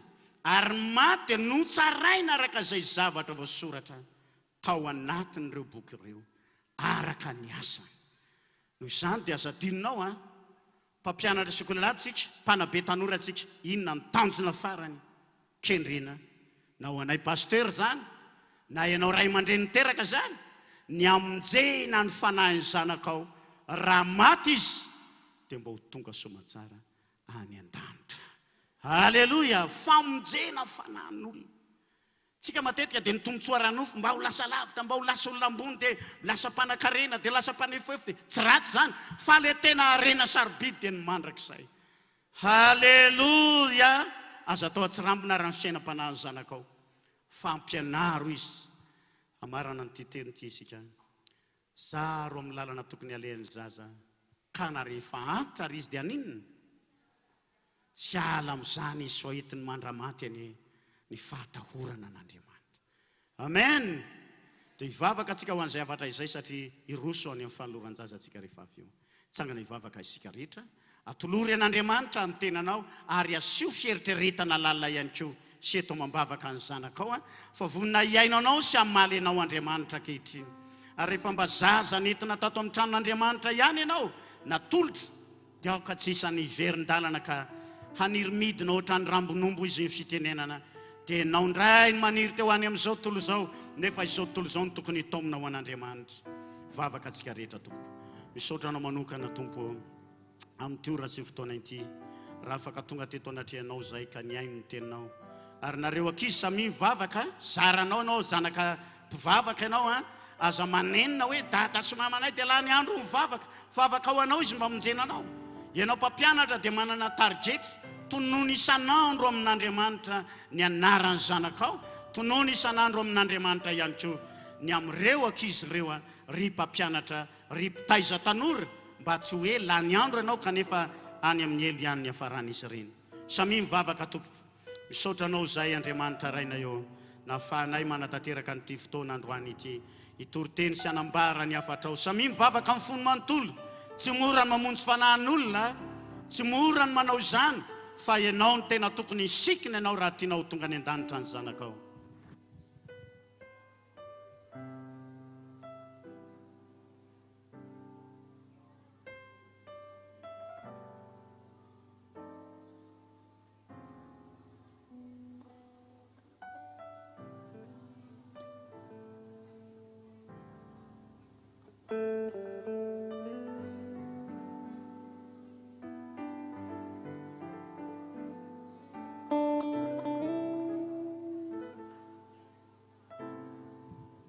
Samy mivavaka ho atolotra ho an'Andriamanitra ny zanakareo rehefa avy eo afaka minitra vitsy afaka mivavaka amin'ny fonao rehetra ianao na ivavahanay sy ametrahanay tanana raha ny zanakao nefa ianao ray aman-dreny mihitsy ny tsy mivavaka ho an'ny zanakao dia verimaina zany rehetra zany satria tsy manana hetaheta ny amin'ny zanakao mihitsy ianao.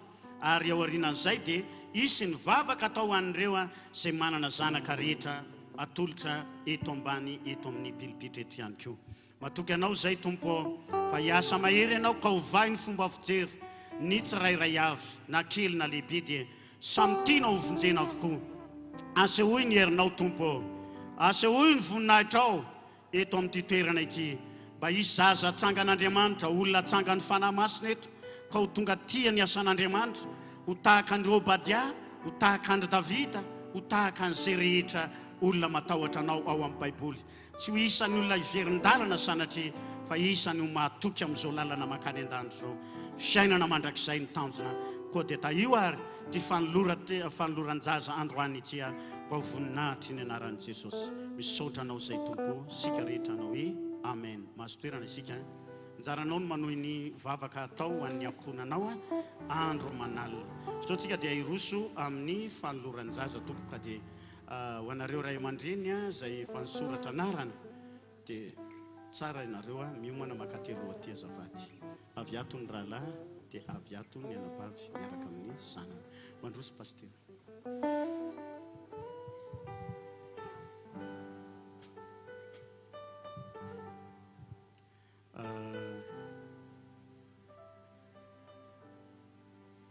Badray, za tsy miteny hoe mipetra hoy iza hoe miakara aty. Toa mamonjy petraka indray sasa. Izay efa nisoratra anarana dia tsara makaty izy.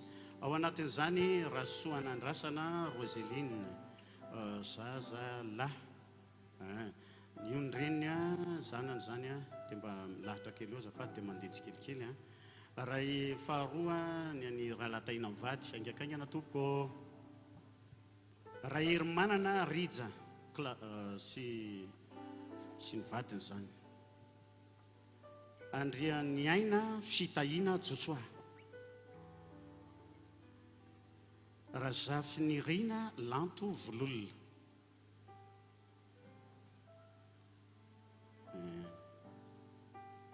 Rasoanaivo Seno Fenitra. Ndray aman-dreny zany tononiko aloha ary dia afaka fantatra hoe ny zanako zany. Ary manaraka dia ny ray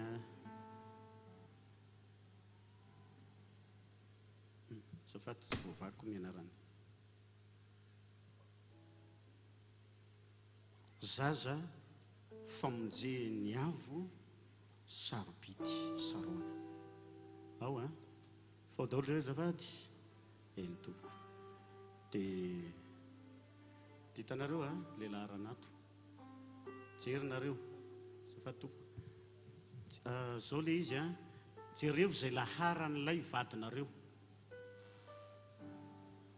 Fa indraindray hafa ny olona manatony eto dia eo zany nareo dia mba azafady tsy izay le tiako ambara hoe tsy makany nareo fa hoe jereo ty zao frera tahina aiza ny vadiny, zay le tiako risana. Ao azafady tompoko. Ao eny ary larana fafiry ny vadinao, zay ny jereo ato amin'ny larana ato. Fahadimy sa fahenina sa fafito. Isa fanontaniana apetraka. Tsika rehetra ngamba tsara mitsangany. Alleluia. Dia manao valeloia ianao satria ireo ray aman-dreny ireo dia efa tapa-kevitra fanolotra ny zanany ho an'Andriamanitra fa tsy ho an'ny devoly intsony. Zay mantsy le dikan'le toroteny atolotra ho an'Andriamanitra izy dia ny mbola kely apren'izay izy dia maninona hitohy hanompo an'Andriamanitra mba tsy hiverin-dalana fa satria ny tanjona dia ho aiza ho any an-danitra. Eny ary reo ny laharanareo efa nijery tato ve nareo nijery tary amin'ny tableau nareo 1, 2, 3 jusqu'à 7 jereo ny tableau aloha. Larana fafiry ny vadinao, zay le tiako ambara. Ao miaraka mamaly tompoko azafady eo. Vonina marina ve ianareo fa hanolotra ny zanakareo an'Andriamanitra. Vonina ihany koa nareo hitaizazy araka ny sitrapon'Andriamanitra. Ary raha misy asa ilan'Andriamanitra azy na amin'ny fanapahan-kevitra le zaza manokana mety hoe na iroso batisa izy andray ny famonjena satria izay misy atao batisa no vonjena. Tsy hanakana ve nareo. Raha misy antson'Andriamanitra eo amin'ny asan'Andriamanitra, vonina ve nareo anaiky isakatoan'izay antson'Andriamanitra izay koa. Satria ny ray aman-dreny Samoila zaza tompoko dia nanatitra ny zanany mbola 2 taona tao an-tranon'Andriamanitra. Satria io zaza io dia nangatahana tamin'i Jehovah ary efa nomen'Andriamanitra dia izy atolotro ho an'i Jehovah kosa. Ary tonga mpaminany lehibe tao amin'ny Israely izy hatramin'ny fahazazany ziska hatramin'ny fahafatesana. Vonina koa ianareo raha misy Zanakareo mba lasa tson'Andriamanitra ho lasa mpitondra ny tenin'Andriamanitra ve? Ekenareo ve zany? Ekenareo ve zany e? Zany matsona teo manao fahekena eto mason'Andriamanitra. Raha ohatra tsy an'izay ny lalana sanatria aladi mahatratrotra ny fahafatesana ho izy ny fitenenana ka misy antson'Andriamanitra efa natolotra roan'ny tompo izy ka nefa zay ny lany azy tsy monimonina fa zao mbola hanaraka ny tompo hatrany vienareo. Haleluya. Ary mandritra ny androm-piainany rehetra dia hanompo an'Andriamanitra izy dia vonona vienareo ray aman-dreny ny tarika azy amin'ny lalana rehetra hanao tahaka an'izay nataony tantaraiko teo hoe hanoro lalana hoe zao rakizy ny tsara, zao rakizy ny tsara. Vonona vienareo ray aman-dreny hitaiza azy araka ny sitrapon'Andriamanitra. Haleluya. Noho izany ary dia hivavaka ho anareo izay mpanompon'Andriamanitra dia atolotra ny mpanompon'Andriamanitra ty ny zanakareo dia mitohy ny vavaka antsika dia izay mahavita afaka midina. Vava amin'ny fomba mitolo fahitan'Andriamanitra zany etahitanareo zany a. Eny tompo. Ya. Ao ary. Raisoaran'ny zaza pasteur fa vita moa ny fanekena dia hivavaka antsika dia azafady afaka makato rosy rera fiainitra ao janony olona resita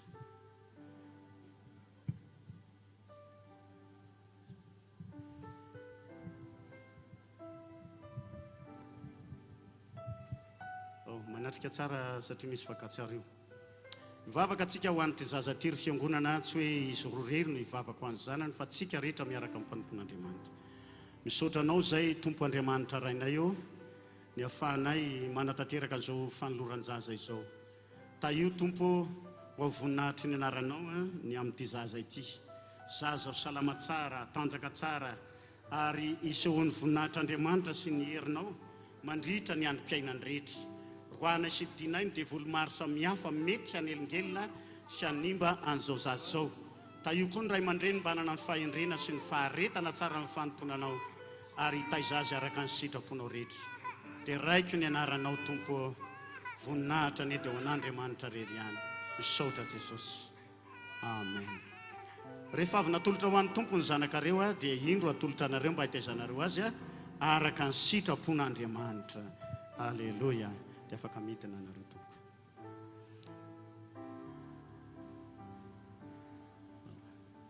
Oh, pastor.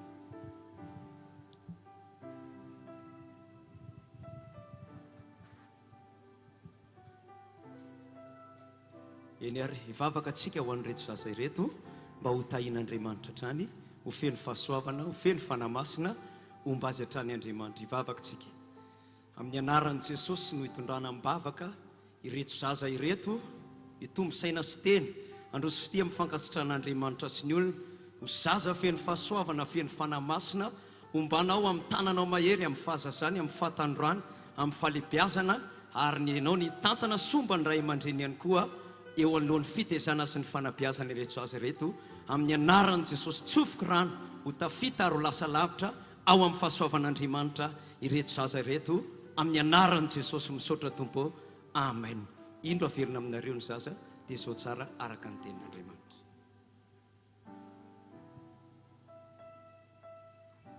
Androso tompo manaraka.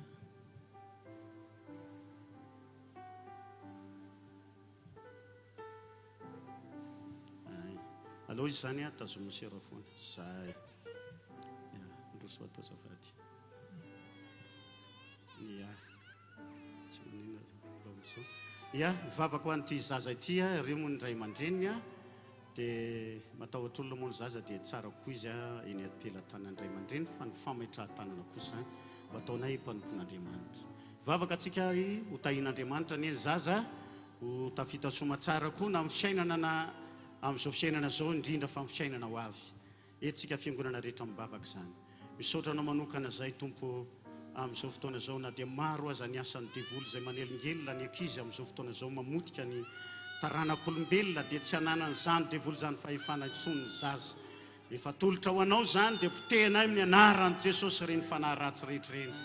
Da io izy salama tsara, atanjaka tsara, mihovola amin'ny karena ny ray aman-dreny, hoentiny manompo anao sy hanome voninahitra ny anaranao. odiaraina ny anaran'i Jesosy zanak'Andriamanitra velona. Saotra Jesosy. Halleluja. Amen. Tsofina rano ianareo ray aman-dreny mba hitaizany zanakareo araka ny sitrapon'Andriamanitra ny ary ny hitondra azy any an-danitra ny tanjona. Saotra tompo. Amen.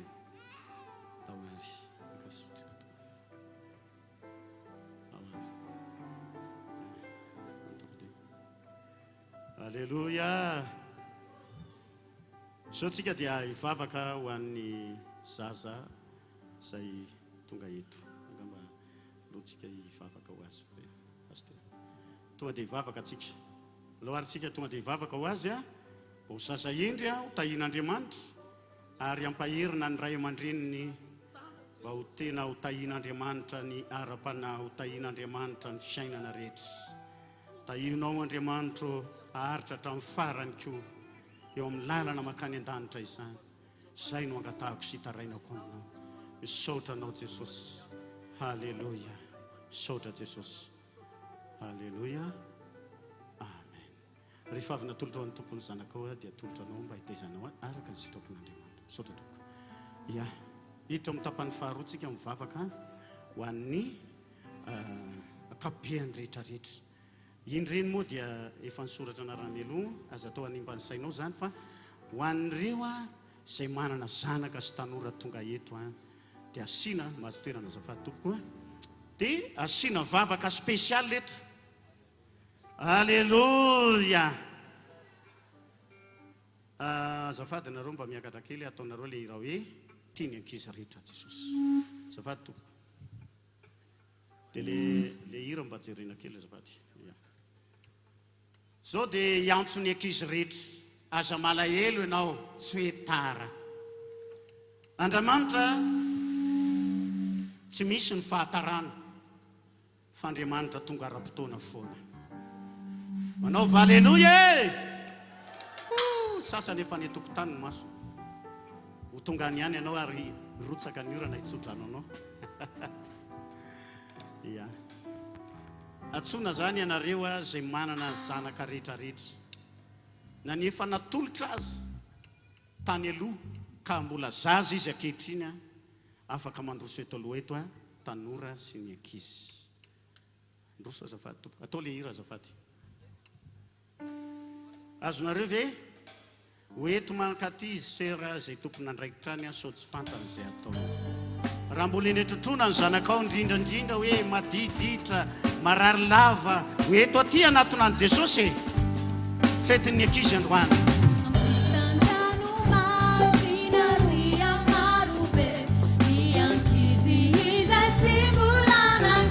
Avelao zaza anatonao Jesosy. Tokony tsisy ankizy efa natolotra teo tsy miakatra titsony. Zay efa natolotra vo teo tsy miakatra titsony.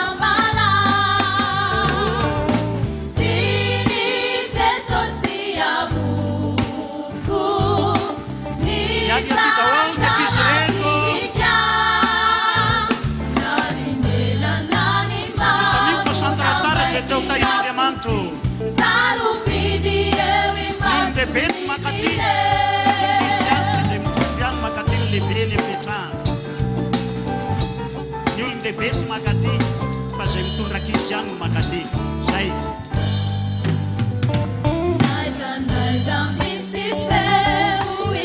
Raha mbola mahay ny feo mitarain'Andriamanitra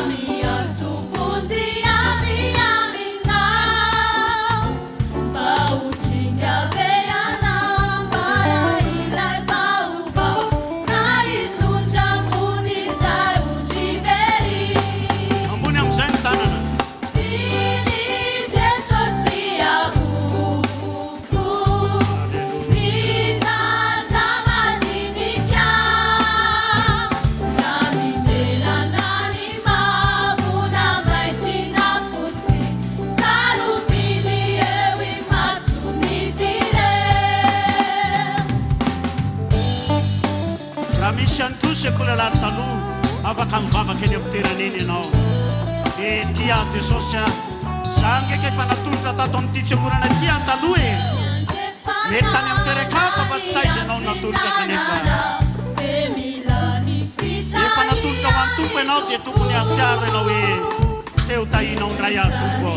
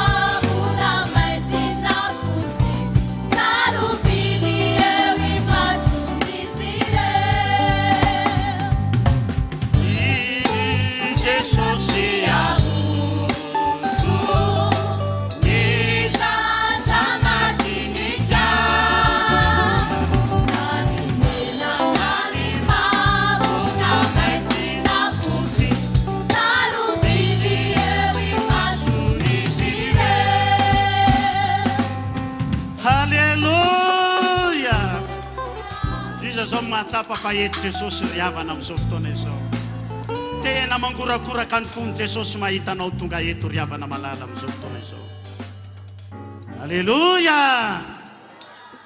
Ianao efa nanolo tena ho an'i Jesosy zanaka tany, zanaka ty fiangonana ity, nefa variana indray ianao mangoraka ny aminao Jesosy. Na mavomavo, na maintimainty, na zany volokoditra ny jerena. Tia ny zaza rehetra Jesosy. Anaova amen. Ary amangy anao Jesosy androany e. Ikasika anao izy. Ary zay ny finoantsika hoe eto lay Jesosy tia zaza. Ary ny antso mana hoe avelao zaza anatona ary aza rarana fa anto azy ny fanjakan'Andriamanitra. Eto mambavaka ary zaza ny atronao iny dia metrahana tanana andray azy zay vavako anareo. Kasika anareo any amin'ny tompo. Sotranao zay Andriamanitra. Samy mivavaka mafy amin'ny fony manontolo. Sotranao zay Andriamanitra nanareo tokotera koa mivavaha satria zay ny lananareo miakatra ety mba zaza échantillon. Hoe mivavaka ianareo an'ireo ankizy marobe ireo. Dia atolory an'i Jesosy ny fonareo hoe za koa zany mba tahinao Jesosy. Ny hoaviko rehetra, ny fatany rako rehetra, eo ampelatananao. Vavaha ianao fa anasitrana ny zanakao Andriamanitra. Miala amin'ny anaran'i Jesosy ny devoly mafy farof rehetra. Azalany andro ianao, inona mahatonga an'izao, fa tena vavaka ihany, samy mivavaka. Jesosy eo, tahio ny fiainako, tahio ny fahazazako, tahio ny fahatanyrako, tahio ny amin'ny ty zanako ty, ary ny asan'ny devoly rehetra tsy anakery aminy. Afatotra amin'ny rano Jesosy, tsy anana tsy anapaka ny zanaka Jesosy mamonjy. Sy izay rehetra manolo tena ho anao ane, izany devoly zany, tahio manokana izy ireny tompo. Ary dia hita fa marobe amin'izao fotoana izao, reto efa tato amin'ity toerana ity, tonga eto ankehitriny, mino afa tsy manadino azy ianao, ka sio izy fa nahamasonao, avereno indray ny fony, avereno indray ny fitiavana. Zany no antony ahatongavanao eto amin'ity zao tontolo izao tia, dia hamonjy ny olona hatrany amin'ny fahazazana. Misaotra tompo, midera sy mankalaza anao ary raha misy marary dia atsangano ny tananareo hoe reto zany mivavako an'ny marary. Asandrato ny tanan'izay marary. Ikasika anao any ny tompo, anasitrana anao any Jesosy. Apetrao mikipi anao dia mivavaha, apetrao faritra marary anao ny tananao. Esory amin'ny anaran'i Jesosy, miala amin'ny anaran'i Jesosy ny aretina rehetra, ny rofo rehetra, ny asan'ny devoly rehetra, fanama farofo, fakanosana, mampiverindalana na mampangatsika ny fonao. Ary ny tompo ny ara-panahy satria aretina avokoa izany na ranofo na ara-panahy. Ho dia raiky ny anaran'i Jesosy, avereno amin'ny fitiavana voalohan'ny olona. Misaotra anao zay tompo. Dia raina ny anaran'i Jesosy, ary tsika rehetra dia hivavaka hoe misaotra anao zay Jesosy eo. Misaotra anao zay Jesosy eo. Fa tia anay ianao. Ary hatramin'ny mandra-pahantitray sy mandra-pahafotsony volonay dia tsy miova amin'ny fitiavanao anay. Mandra-pahantitra reo sy mandra-pahafotsony volonareo izy dia za Jehova ny tsy miova. Mbola tian'Andriamanitra ianao lasa lavitra amin'ny zavatra rehetra. Farany hivavaka antsika ho an'ny fitahian'Andriamanitra anareo. Amen. Iza zao mba tianao avy mamirapiratra. Alleluia. Nareo ato mandray anjara ihany koa. Iza mba tianana no avy mamirapiratra amin'izao fahavelomana izao. Ary ny zanako eny mba irenao lasa lavitra ihany koa. Amen.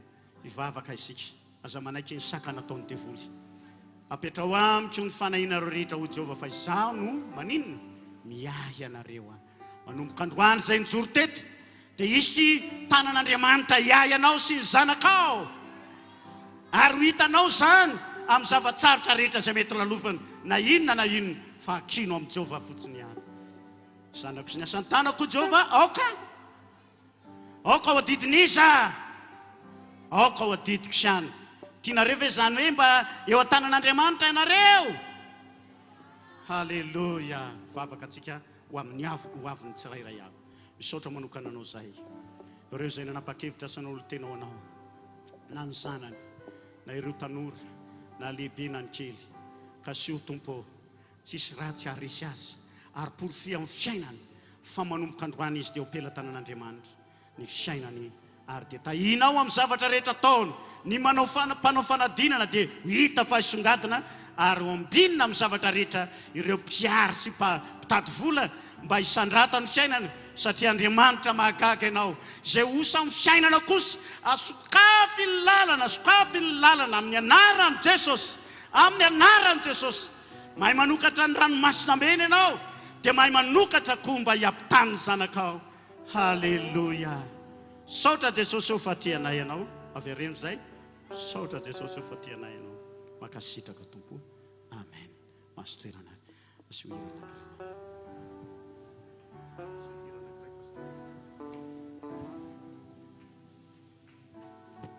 Totsika 5:70 maly sy anio mandrakizay tsy miova Jesosy. Totsika miaraka amin'ny fitiavantanana marisika tsara izany ira fiteranan'Andriamanitra izany. 5:70 omaly sy anio mandrakizay tsy miova Jesosy. Totsika izany ira izany. Totsika maredona tsara miaraka amin'ny fitiavantanana fiteranan'Andriamanitra izany rehetrarehetra izany. Daoary. Tehaka tsika. Manasanao itehaka. Samy amiterany Tompo araka ny afatra tena. Sady mamikyo umalisi yali majadi sachi miuva Jesu mulatini mau tisimana si jana Bifalini urema pangina kapita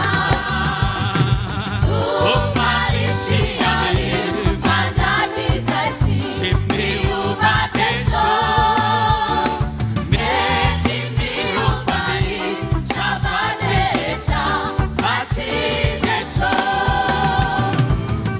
Unina ija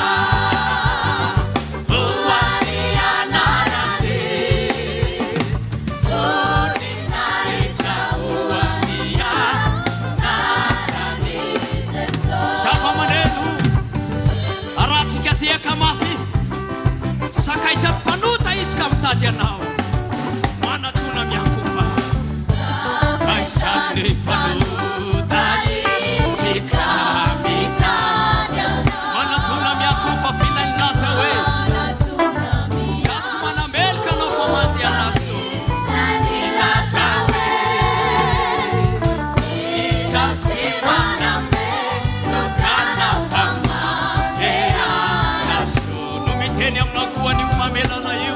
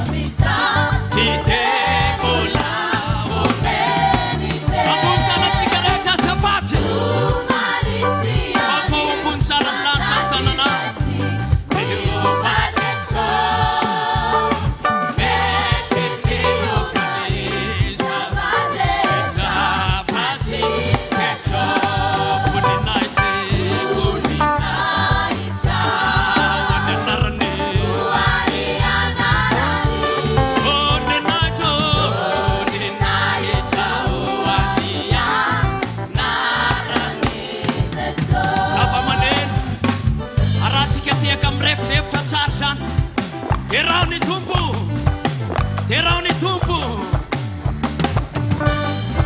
Asi ura haleluya safat. Asi wala lumafu no isani safat. Unitani yimo sinya nakata mimi. Nuante yanani. Niani lantikako.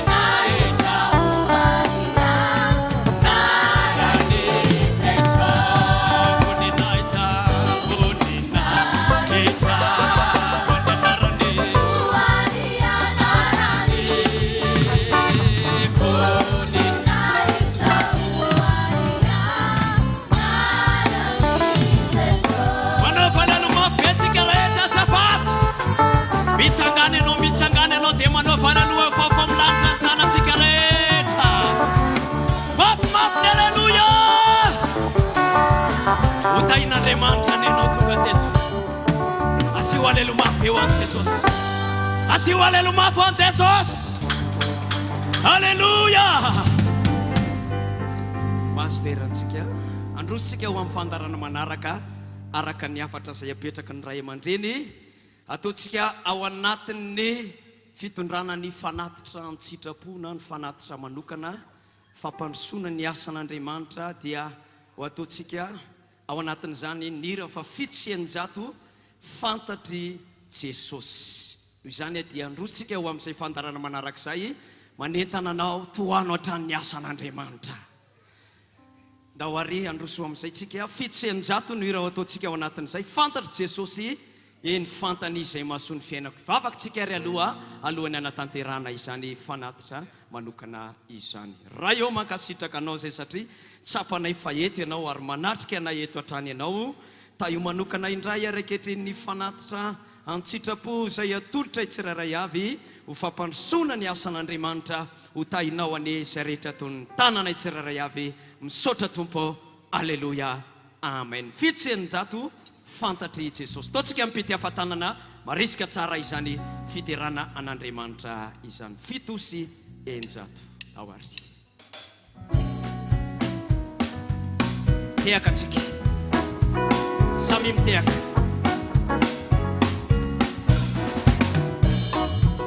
Iderany tompo ao fahatsarany izy. Ny tompo hatrany ny fitiavako azy. Manenika ni fiainako ni fiadanany kamitahiria usambasa fantany izay masony fiainako fantatry Jesosy kany autany ni tehirizany usambasa. Eka mafitsika rehetra mandifitra reo fisantoetra efa tsy mihevitra ao fa miarika fa soavany mampandresy azy. Mandifotra ireo fisantoetra efa tsy mihevitra ao fa miaritra fa ny fahasoavany no mampandresy azy. Ny fitahiny no arotsany.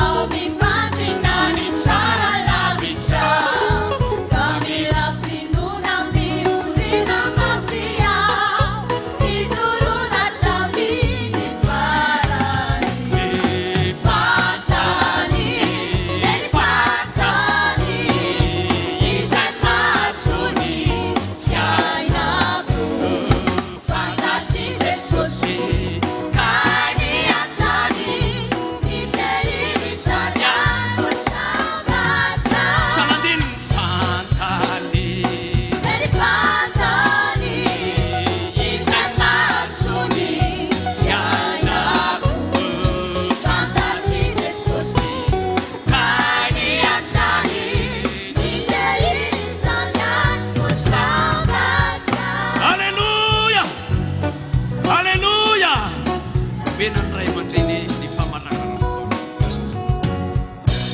Alleluia. Dia saotra ny tompo sika niaraka tamin'ny pastera ino atao hoe pastera Mampionina avy Ambokely. Ambokely commune Pangabe ao Andrifanakely eo district Ambohitra Atsimo. Saotra betsaka pastera. Zay faly tamin'ny fanompona nentin'ny pastera teto dia manao valelo mafe ho an'i Jesosy. Alleluia. Alleluia. Saotra ny tompoko. Mankasitraka anareo fandarantsika raha riva ny tonga dia ho teneniko avy hatrany satria efa lasalasa ny fotoanantsika dia amin'ny roa no manomboka ny fandarana eto. Ao anatin'izay fandarana izay misy hira fiterahana ataon'ireo ankizy izay nitahin'ny tompo ka navita ny tao-pianarana 5:20 fizaran-doka no tanjona fanomezana valisoa. Ary ao anatin'izay ihany koa dia isy ho an'ireo izay tanorana sekolalady joro vavimbelona ny amin'ny fitahin'Andriamanitra azy tao anatin'ity tao anatin'izay fianarana soratra masina izay ny mpianatra maito milalo moa ny tiana ho lazaina. Dia aorianan'izay tsika dia ataony fizaran-doka rehefa avy eo. Mankasitraka ny fahatongavanao teto ary maniry izay mba ho tonga foana ianao e. Halleluja. Ary ao ka tsy alato ianao ataovy toy ny lamban'akoho Jesosy. Ianao fofombadin'i Kristy ary manapa-hevitra ho an'i Jesosy fa tsy hisaraka ratsy fahafatesana. Kanefa ny fahafatesana hoy izy ny apôstôly Paoly no azahoako tombony any an-danitra io tombom-baritra ho raisiny tsirairay avy io ka manarano Jesosy hatramin'ny voalohany ka hatramin'ny farany ianao. Alleluia. Manantena ho fahiverina eto anao raha riva satria isy fandaharana mahafinaritra ataon'ireo ankizy ireo miaraka amin'ny fampahirezana sy ny fijoroana vavimbelona ataon'ny mpanompon'Andriamanitra sy ny sisa. Tsy ho voazavako eto manontolo amin'ny heriny iray raha sitrapon'ny tompo dia isy fandraisana fanasan'ny tompo eto anamafisanyireo izay efa nandray an'i Jesosy anaovany voady fa mbola anaraka ny tompo izy amin'ny taona 420 iny amin'ny 400 G ho avy izao. Manantenanao ifamatitra amin'i Jesosy. Alleluia. Satria ny Baiboly no miteny hoe ataovy izao fahatserovana mandra-piavin'ny tompo. Mbola tsy tonga anie Jesosy mila mifamatitra aminy ianao. Zay ny filazana tompo ka dia tongava maro ary mankasitraka izay aingany ny tompo hitahiranao hatramin'ny farany. Misy fandarana lehibe aorianan'izay dia ambara amintsika koa amin'ny lahaderin'ny androany Noely faharoa. Noely voalohany 25 décembre iny natao tany amin'ny Foibe. Noely faharoa kosa dia ataontsika aty Ambohidratrimo dia manana anjara fiderana ny lehilahy lehibe, ny vehivavy lehibe jusqu'à hatramin'ny ankizy majinika satria samy teo tahin'Andriamanitra avokoa. Mankasitraka tompo any ahitantsika rehetra samy ho tahin'i Jehovah ny eny na ny kely na ny lehibe izay rehetra matahotra azy. Halleluja. Tsangana hivavaka antsika marana fotoana ka dia saotra an'Andriamanitra. Misaotra anao manokana izay tompo amin'izao fotoana izao ny hafanay tonga teto nanompo anao sy hanome voninahitra ny anaranao. Raiso ny anjara fanompoana izay nataonay tamin'ity toerana ity. Anao ny tera sy laza mba mivoninahitra mandrakizay amin'ny zavatra rehetra. Mahakasitraka anao ary dia tehirizona hatramin'ny ankizy ny zaza majinika ary ny tanora amin'izao toerana izao indrindra rehefa nandray ny fahasoavana tehirizo aharitra tamin'ny farany. Misaotra anao izay. Sika rehetra anao hoe amen. Ira fiderana. Misaotra tompony. Mahazo mirava antsika rehetra ary ireo teknisianina sy tompony andraikitra amin'ny fitendrena sy ny mpanompon'Andriamanitra izay avy lavitra dia manasa anareo mba hisakafo kely